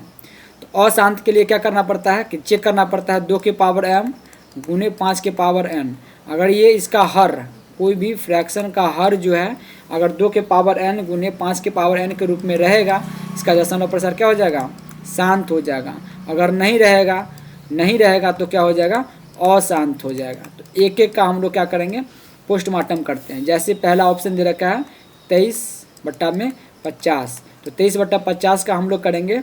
तो 50 को हम लोग पहले निकालते हैं अभाज्य गुणनखंड के रूप में। ये कितना हो जाएगा, 2 के 25 हो जाएगा, ये हो जाएगा 5। इसका जो हो जाता है 2 के पावर 1 गुने 5 के पावर 2। इसका दशमलव प्रसार 2 के पावर m गुने 5 के पावर n के रूप में है, तो इसका दशमलव प्रसार क्या हो जाएगा, शांत हो जाएगा। लेकिन पूछा क्या गया है, अशांत पूछा गया है, तो ये आंसर तो नहीं होगा, क्योंकि पूछा गया है अशांत और ये क्या हो गया है, शांत हो गया है, तो ये आंसर नहीं है। अगला आंसर है, क्वेश्चन है 29/343, 243। और आप लोग को पता होगा 7 का क्यूब क्या होता है, 7 का क्यूब होता है 243। यानी कि यहाँ पे जो हर है 29/2 के पावर 7 के पावर कितना दे रखा है, 3 दे रखा है, 7 के पावर 3 दे रखा है। और 7 के पावर 3 दे रखा है, इसका मतलब इसका दशमलव प्रसार क्या हो जाएगा, अशांत हो जाएगा। इसका दशमलव प्रसार क्या हो जाएगा, अशांत। और पूछा भी यही गया कि किसका दशमलव प्रसार क्या है, अशांत है। इसका मतलब आंसर कौन हो जाएगा, 39 का आंसर कितना हो जाएगा, बी हो जाएगा।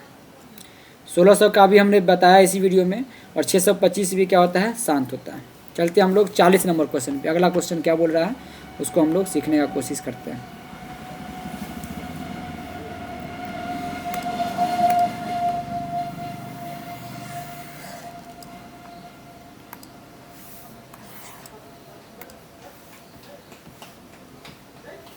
चालीस नंबर क्वेश्चन बोल रहा है कि निम्नलिखित में कौन सा परिमेय संख्या है। तो परिमेय संख्या हम लोग जानते हैं क्या होता है, परिमेय संख्या उसको बोलते हैं जिसका PYQ के रूप में लिखा हो या लिखा जा सकता है। तो एक एक क्वेश्चन को हम लोग सावधानीपूर्वक देखते हैं। पहला ऑप्शन दे रखा है 1/144, रूट अंडर में है ये। अगला ऑप्शन दे रखा है 50/500, ये भी रूट में है। अगला दे रखा है रूट अंडर 32। अगला दे रखा है 5 + √5। तो यहाँ पे देखिए, अगर आप लोग को पता होगा कि 144 का अंडर रूट क्या होता है, यानी कि स्क्वायर रूट ऑफ 144 कितना होता है, 12 होता है। इसका मतलब ये इसका कितना हो जाएगा, 1/12। और 1/12 क्या है, परिमेय संख्या है। 1/12 क्या है, परिमेय संख्या। इसका मतलब आंसर तो डायरेक्ट क्या हो गया, 1/144 अंडर रूट में, तो यही आंसर होगा। लेकिन हम लोग आगे का ऑप्शन भी चेक कर लेते हैं, क्योंकि हम लोग क्या कर रहे हैं, सीख रहे हैं। तो यहाँ पे हम लोग देख रहे हैं 1 0 से 1 0 क्या हो जाएगा, कट जाएगा। और 5 × 1 5 और 5 × 2 50, ये कितना हो गया, 1/10 अंडर रूट 1/10। और ये क्या है, एक अपरिमेय संख्या है। क्या है ये, अपरिमेय संख्या।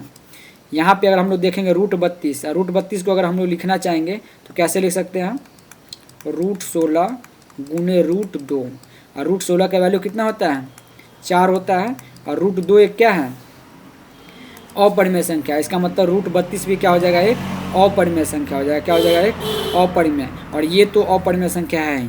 इसका मतलब हम लोग से जो पूछा गया हुआ है कि निम्नलिखित में कौन सा परिमेय संख्या है, इसका मतलब आंसर कौन हो जाएगा, ए हो जाएगा। चलते हम लोग 41 नंबर क्वेश्चन क्या बोल रहा है उसको हम लोग पोस्टमार्टम करने का कोशिश करते हैं। शुरू से लेकर अंत तक जरूर वीडियो देखिएगा, बहुत ही मज़ेदार वीडियो बनने जा रहा है और बन भी रहा होगा। आप लोग को वीडियो पसंद भी आ रहा होगा। अगर वीडियो पसंद आ रहा होगा तो जाकर के वीडियो को लाइक कर दीजिए। अगर चैनल को सब्सक्राइब नहीं किए तो चैनल को सब्सक्राइब भी कर दीजिए। और अपने दोस्तों के साथ, अपने रिलेटिव के साथ और उन स्टूडेंट के पास तो वीडियो को जरूर शेयर कर दीजिए जो 2025 में क्या करने जा रहे हैं, बोर्ड एग्ज़ाम लिखने जा रहे हैं। क्योंकि अगर आप उसको शेयर कर दीजिएगा तो हो सकता है कि वीडियो देखने के बाद उनके वो अंडर जो होगा कॉन्फिडेंस आ जाएगा, और कॉन्फिडेंस आने के बाद वो पढ़ाई स्टार्ट कर देंगे और कुछ ना कुछ मार्क्स उनका क्या हो जाएगा, गेन हो जाएगा। तो चलते हम लोग 41 नंबर क्वेश्चन क्या बोल रहा है कि यदि ए बराबर इतना दे रखा है, यदि ए बराबर दे रखा है 2 के पावर 3 गुने 3 गुने 5, और बी दे रखा है 2 के पावर 4 गुने 5 गुने 7, तो उसका बोल रहा है लॉसो निकालना, यानी कि लघुत्तम समापवर्तक निकालना है ए और बी का। तो बहुत ही आसान होता है। हम लोग जानते हैं कि लघुत्तम कैसे निकाला जाता है। तो लघुत्तम निकाला जाता है जो भी संख्या दे रखा है उसमें से कॉमन निकालना। तो सबसे पहले अगर हम लोग देख रहे हैं कॉमन निकालेंगे, तो यहाँ पे देख रहे हैं 2 के पावर 3 है और 2 के पावर 4 को लिखने जाएंगे तो कितना हो जाएगा, 2 के पावर 3 गुने 2। तो जो कॉमन रहता है उसको हम लोग निकाल लेते हैं। तो यहाँ पे कितना निकल जाएगा, 2 के पावर 3 कॉमन है तो ये निकल जाएगा, 2 के पावर 3 आ गया। उसके बाद हम लोग यहाँ पे देख रहे हैं कि 5 भी क्या है, इस दोनों में कॉमन है तो इसको भी क्या कर देंगे हम लोग, निकाल लेंगे। उसका जो बच जाता है उसको हम लोग लिख देते हैं। तो यहाँ पे देख रहे हैं ऊपर वाला में कितना बच गया है 3, और नीचे वाला में कितना बच गया है 2, और नीचे वाला में कितना बच गया है 7। यानी कि इस पूरे संख्या का लघुत्तम निकालेंगे तो इसका गुना कर दीजिए, यानी कि 2 के पावर 3 कितना होता है, 8 गुने 5 गुने 3 गुने 2 गुने 7। तो इसका मतलब अगर गुना कीजिएगा तो इसका आंसर कितना हो जाएगा, 1680 हो जाएगा। कितना हो जाएगा, 1680। तो इसका आंसर कितना हो जाएगा, 41 का आंसर कितना हो जाएगा, डी हो जाएगा।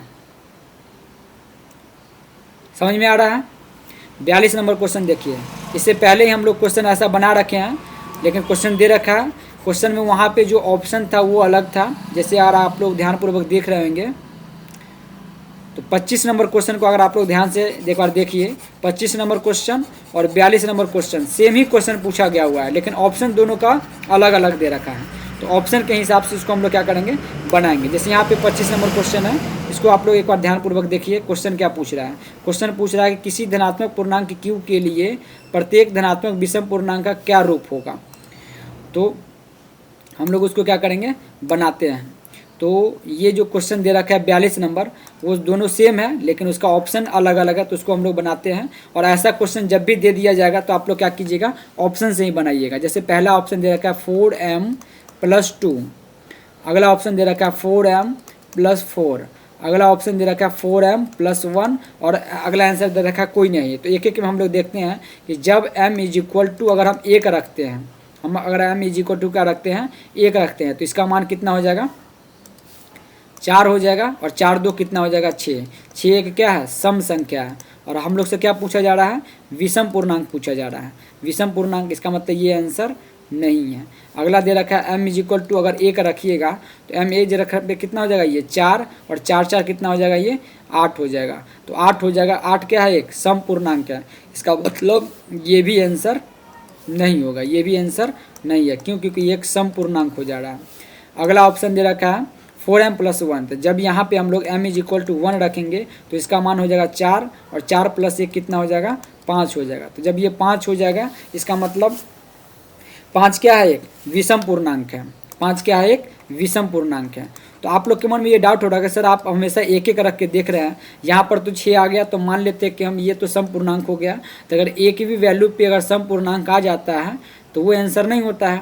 यहाँ पर भी वही होता है। लेकिन क्या अगर हम m = 2 रखेंगे तो क्या होगा, तो रख के देखिए। तो जब m = 2 रखेंगे तो इसका मान कितना हो जाएगा, 8, और 8 में 1 जोड़ेंगे तो कितना हो जाएगा, 9 हो जाएगा। 9 भी क्या है, एक विषम पूर्णांक है। जब हम m = 3 रखेंगे तो इसका मान कितना हो जाएगा, 12, 12 1 कितना हो जाएगा, 13 हो जाएगा। और 13 भी क्या है, एक विषम पूर्णांक है। इसका मतलब अगर आप लोग ध्यान से गौरपूर्वक देखिएगा तो 4 1 क्या है, सम पूर्णांक है। सम पूर्णांक में किसी संख्या से गुना करते हैं तो क्या हो जाता है, सम पूर्णांक हो जाता है। और सम पूर्णांक में जब 1 जोड़ेंगे तो क्या हो जाएगा, एक विषम पूर्णांक हो जाएगा। इसलिए इसका आंसर कितना हो जाएगा, 4m + 1, और 4m + 1 कितना में है, सी में है। इसका मतलब आंसर कितना हो जाएगा, सी हो जाएगा। समझ में आ गया आपको। अब हम लोग चलते हैं 43 नंबर क्वेश्चन क्या बोल रहा है।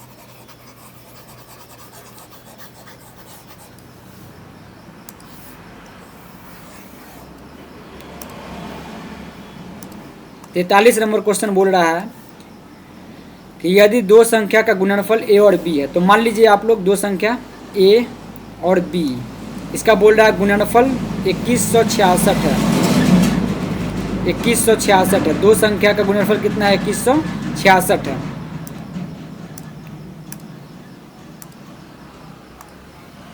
इक्कीस सौ छियासठ हम लोग क्या कर देते हैं, लिख देते हैं। तो ए गुने बी कितना हो जाएगा? 2166। उसके बाद बोल रहा है कि अगर उसका मौसौ HCF कितना है? HCF दे रखा है 19, तो LCM निकालना है। तो LCM बराबर क्या हो जाएगा? वाट। तो हम मान लेते हैं LCM बराबर x। क्या मान लेते हैं? x। और एक फार्मूला हम लोग जानते हैं कि दो संख्या का गुना, यानी कि फर्स्ट नंबर गुने सेकेंड नंबर, यानी कि पहली संख्या गुने दूसरी संख्या बराबर LCM गुने HCF। यानी कि फर्स्ट नंबर हम लोग देखेंगे तो नहीं दे रखा है, लेकिन यहाँ पे फर्स्ट नंबर और सेकंड नंबर का प्रोडक्ट दे रखा है 2166 बराबर कितना हो जाएगा? LCM। LCM हम लोग को निकालना है, तो इसका वैल्यू कितना है? x। और LCM और HCF कितना है? 19 है। तो हम लोग यहाँ पे कर देंगे 19। और जब हम इसको अरेंज करेंगे सबसे बढ़िया सही तरीक़ा से, तो कितना हो जाएगा? ये x बराबर हो जाएगा 2166 बट्टा में कितना हो जाएगा? 19। और आप जब 19 से इसको भाग दीजिएगा तो इसका आंसर कितना हो जाएगा? 114 हो जाएगा। 114 हो जाएगा, यानी कि 43 का आंसर कितना हो जाएगा? 114, यानी कि सी हो जाएगा। इसको काटिए तो कितना हो जाएगा? 114। अब हम लोग चलते हैं 44 नंबर क्वेश्चन क्या बोल रहा है।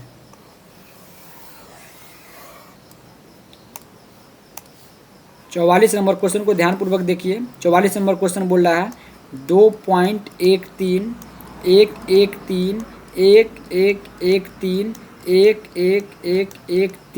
और ये कहाँ तक चला जा रहा है? इनफाइनाइट जा रहा है। ये क्या है? एक पूर्णांक है, परिमेय संख्या है, अपरिमेय संख्या है। तो बहुत ही अच्छा क्वेश्चन है।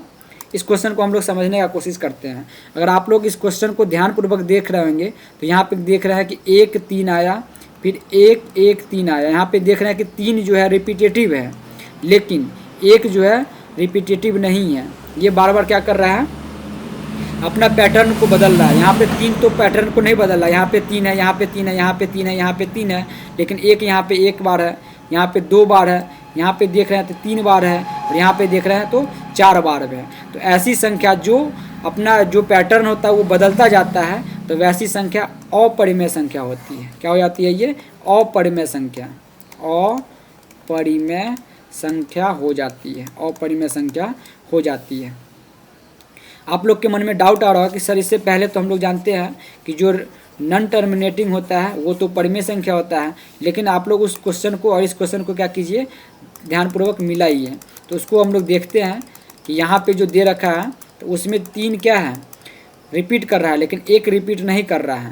1 के अपना पैटर्न को बदलते जा रहा है। अगर ऐसा क्वेश्चन रहता है 2.13 1 3 1 3 1 3, ये कहाँ तक जाती है? इनफाइनाइट तक। तो इस संख्या को हम लोग लिख सकते हैं 2.13 के ऊपर रेकरिंग लिख सकते हैं। जब ये संख्या रेकरिंग के जैसा रहेगा तो वैसी संख्या को हम लोग परिमेय संख्या बोलेंगे। लेकिन इस संख्या को, ये जो संख्या दे रखा है उसको हम लोग PYQ के रूप में नहीं लिख सकते हैं, क्योंकि इसका पैटर्न नहीं बन रहा है। जब पैटर्न नहीं बन रहा है तो ये एक अपरिमेय संख्या कहलाएगी। क्या कहलाएगी? ये अपरिमेय संख्या कहलाएगी। इसका मतलब जो 44 नंबर है उसका आंसर क्या हो जाएगा? एक अपरिमेय, यानी कि सी नंबर क्या हो जाएगा? करेक्ट आंसर होगा। समझ में आ गया होगा आपको। चलते हम लोग 45 नंबर क्वेश्चन। 45 नंबर क्वेश्चन तो आप लोग डायरेक्ट देखते ही बना दीजिएगा। आप लोग भी बोलिए इसका आंसर। 45 नंबर क्या है? π/3।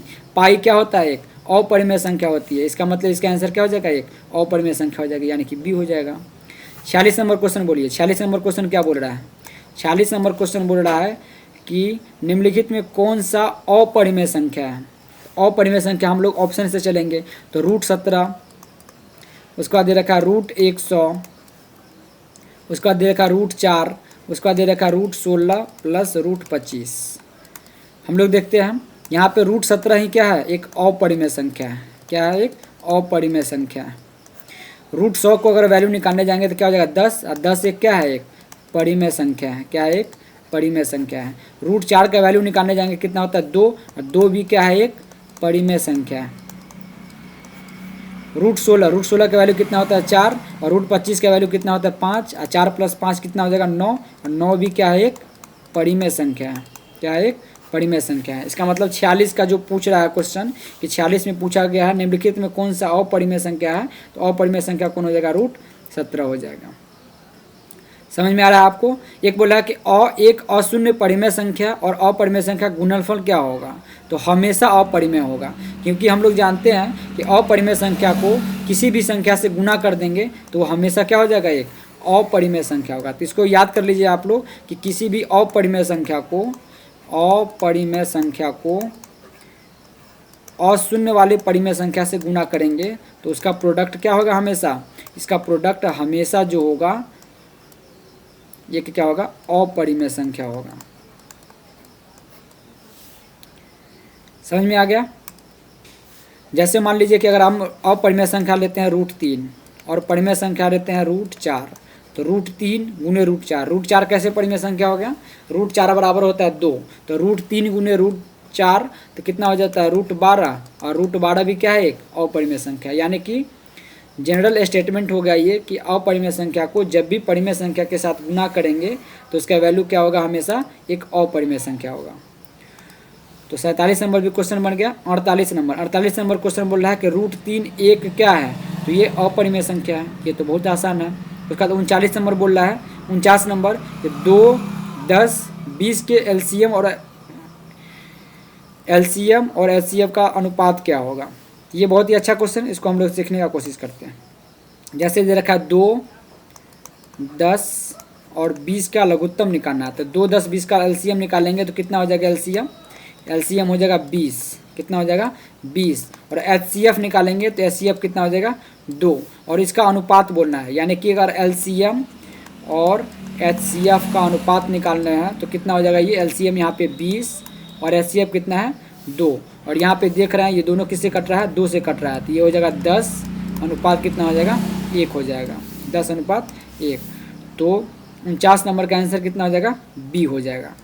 पहला ऑप्शन दे रखा है 1:10, 1:10 भूल से भी नहीं कीजिएगा, क्योंकि पहले आपसे जो मांगा जाता है उसका निकाला जाता है। पहला मांगा गया है एलसीएम यानी कि लघुत्तम, और दूसरा मांगा गया है महत्तम, तो पहले हम लोग लघुत्तम का निकालेंगे। लघुत्तम में 10, रेशियो कितना हो जाएगा, 20 हो जाएगा।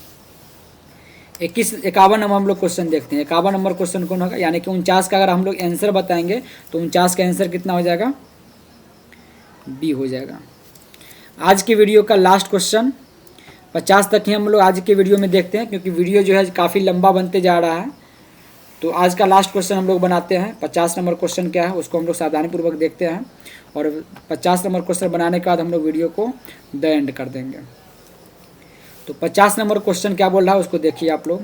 50 नंबर क्वेश्चन बोल रहा है कि 6, 8 और 22 का एलसीएम और एचसीएफ का अनुपात। तो ये 49 और 50 सेम क्वेश्चन है, तो इसको हम लोग जल्दी से बना लेते हैं कि 6, 8 और 22, जो बचपन में हम लोग एलसीएम निकालते थे, ये हो जाएगा 3, ये हो जाएगा 4, ये हो जाएगा 11। इसका नहीं कटेगा तो हो जाएगा 2 गुने 3 गुने 4 गुने 11, 11 चौक 44 को 6 से गुना कर दिए, कितना हो जाएगा 6 चौक 24 के 4 हाथ से 2, 6 चौक 24 2 26, यानी कि एलसीएम कितना हो जाएगा 264 हो जाएगा, कितना हो जाएगा 64। और यहाँ पे एचसीएफ निकालेंगे, एचसीएफ कितना हो जाएगा इसका 2 हो जाएगा, और एलसीएम और एचसीएफ का अगर रेशियो निकालिएगा तो कितना हो जाएगा 264 रेशियो 2, और अब इसको देख रहे होंगे तो ये कितना वैसे कट रहा है, दोनों से 2 से कट रहा है, तो यहाँ पे 1 हो जाएगा, और ये कितना हो जाएगा 1, 3, 2, यानी कि 132 रेशियो 1 हो जाएगा। 1/132 भूल से भी नहीं कीजिए क्योंकि वो गलत हो जाएगा। तो ये 50 नंबर का आंसर कितना हो जाएगा 132 रेशियो 1, और वो कौन सा ऑप्शन है, ये। तो आज के इस वीडियो में 50 तक हमने देखा, बहुत ही सावधानीपूर्वक, बहुत ही अच्छे तरीक़ा से मैंने 1 से लेकर के 50 तक जो पूरा क्वेश्चन है उसको मैंने सिखाया, समझाने का पूरा कोशिश किया। आप लोग को उम्मीद करता हूं कि ये वीडियो बहुत ही पसंद आया होगा। अगर ये पूरा जो 150 का क्वेश्चन है, ये पूरा 150 क्वेश्चन अगर आप लोग सावधानीपूर्वक समझ लिए, सीख लिए, तो निश्चित रूप से आपका जो परिमेय संख्या है, वास्तविक संख्या है, वास्तविक संख्या का जो ऑब्जेक्टिव क्वेश्चन पूछा जाता है उससे एक भी क्वेश्चन आपका नहीं छूटेगा। तो ये सीरीज वाइज क्वेश्चन जो वीडियो बनेगा सीरीज वाइज बन जाएगा। आप लोग इसको वीडियो को जरूर देखिएगा और अपने दोस्तों के साथ, अपने रिलेटिव के साथ जरूर वीडियो को शेयर कीजिएगा। और वो स्टूडेंट जो 2025 में क्या लिखने जा रहे हैं, बोर्ड का एग्ज़ाम लिखने जा रहे हैं, उनके लिए तो बहुत ही इंपॉर्टेंट वीडियो बनने जा रहा है। तो चलिए हम लोग इस वीडियो का अंत करते हैं और हम लोग देखते हैं तो इस वीडियो को देखने के लिए आप लोग को बहुत ही धन्यवाद। अंत तक देखे होंगे, अंत तक डटे हुए हैं, इसका मतलब आप लोग को कुछ ना कुछ सीखने को जरूर मिला होगा। और एग्जाम में अगर ऐसा क्वेश्चन आपके पास आता है तो निश्चित रूप से आप क्या कर लीजिएगा, बना लीजिएगा। तो निश्चित रूप से आपको ये वीडियो क्या होगा, पसंद आया होगा। अगर वीडियो को पसंद आया होगा तो वीडियो को जाकर लाइक कर दीजिए, और चैनल को अगर सब्सक्राइब नहीं किए तो चैनल को क्या कर दीजिए, सब्सक्राइब कर दीजिए, और अपने दोस्तों के साथ ज़रूर शेयर कर दीजिए। तो आज के वीडियो में इतना ही।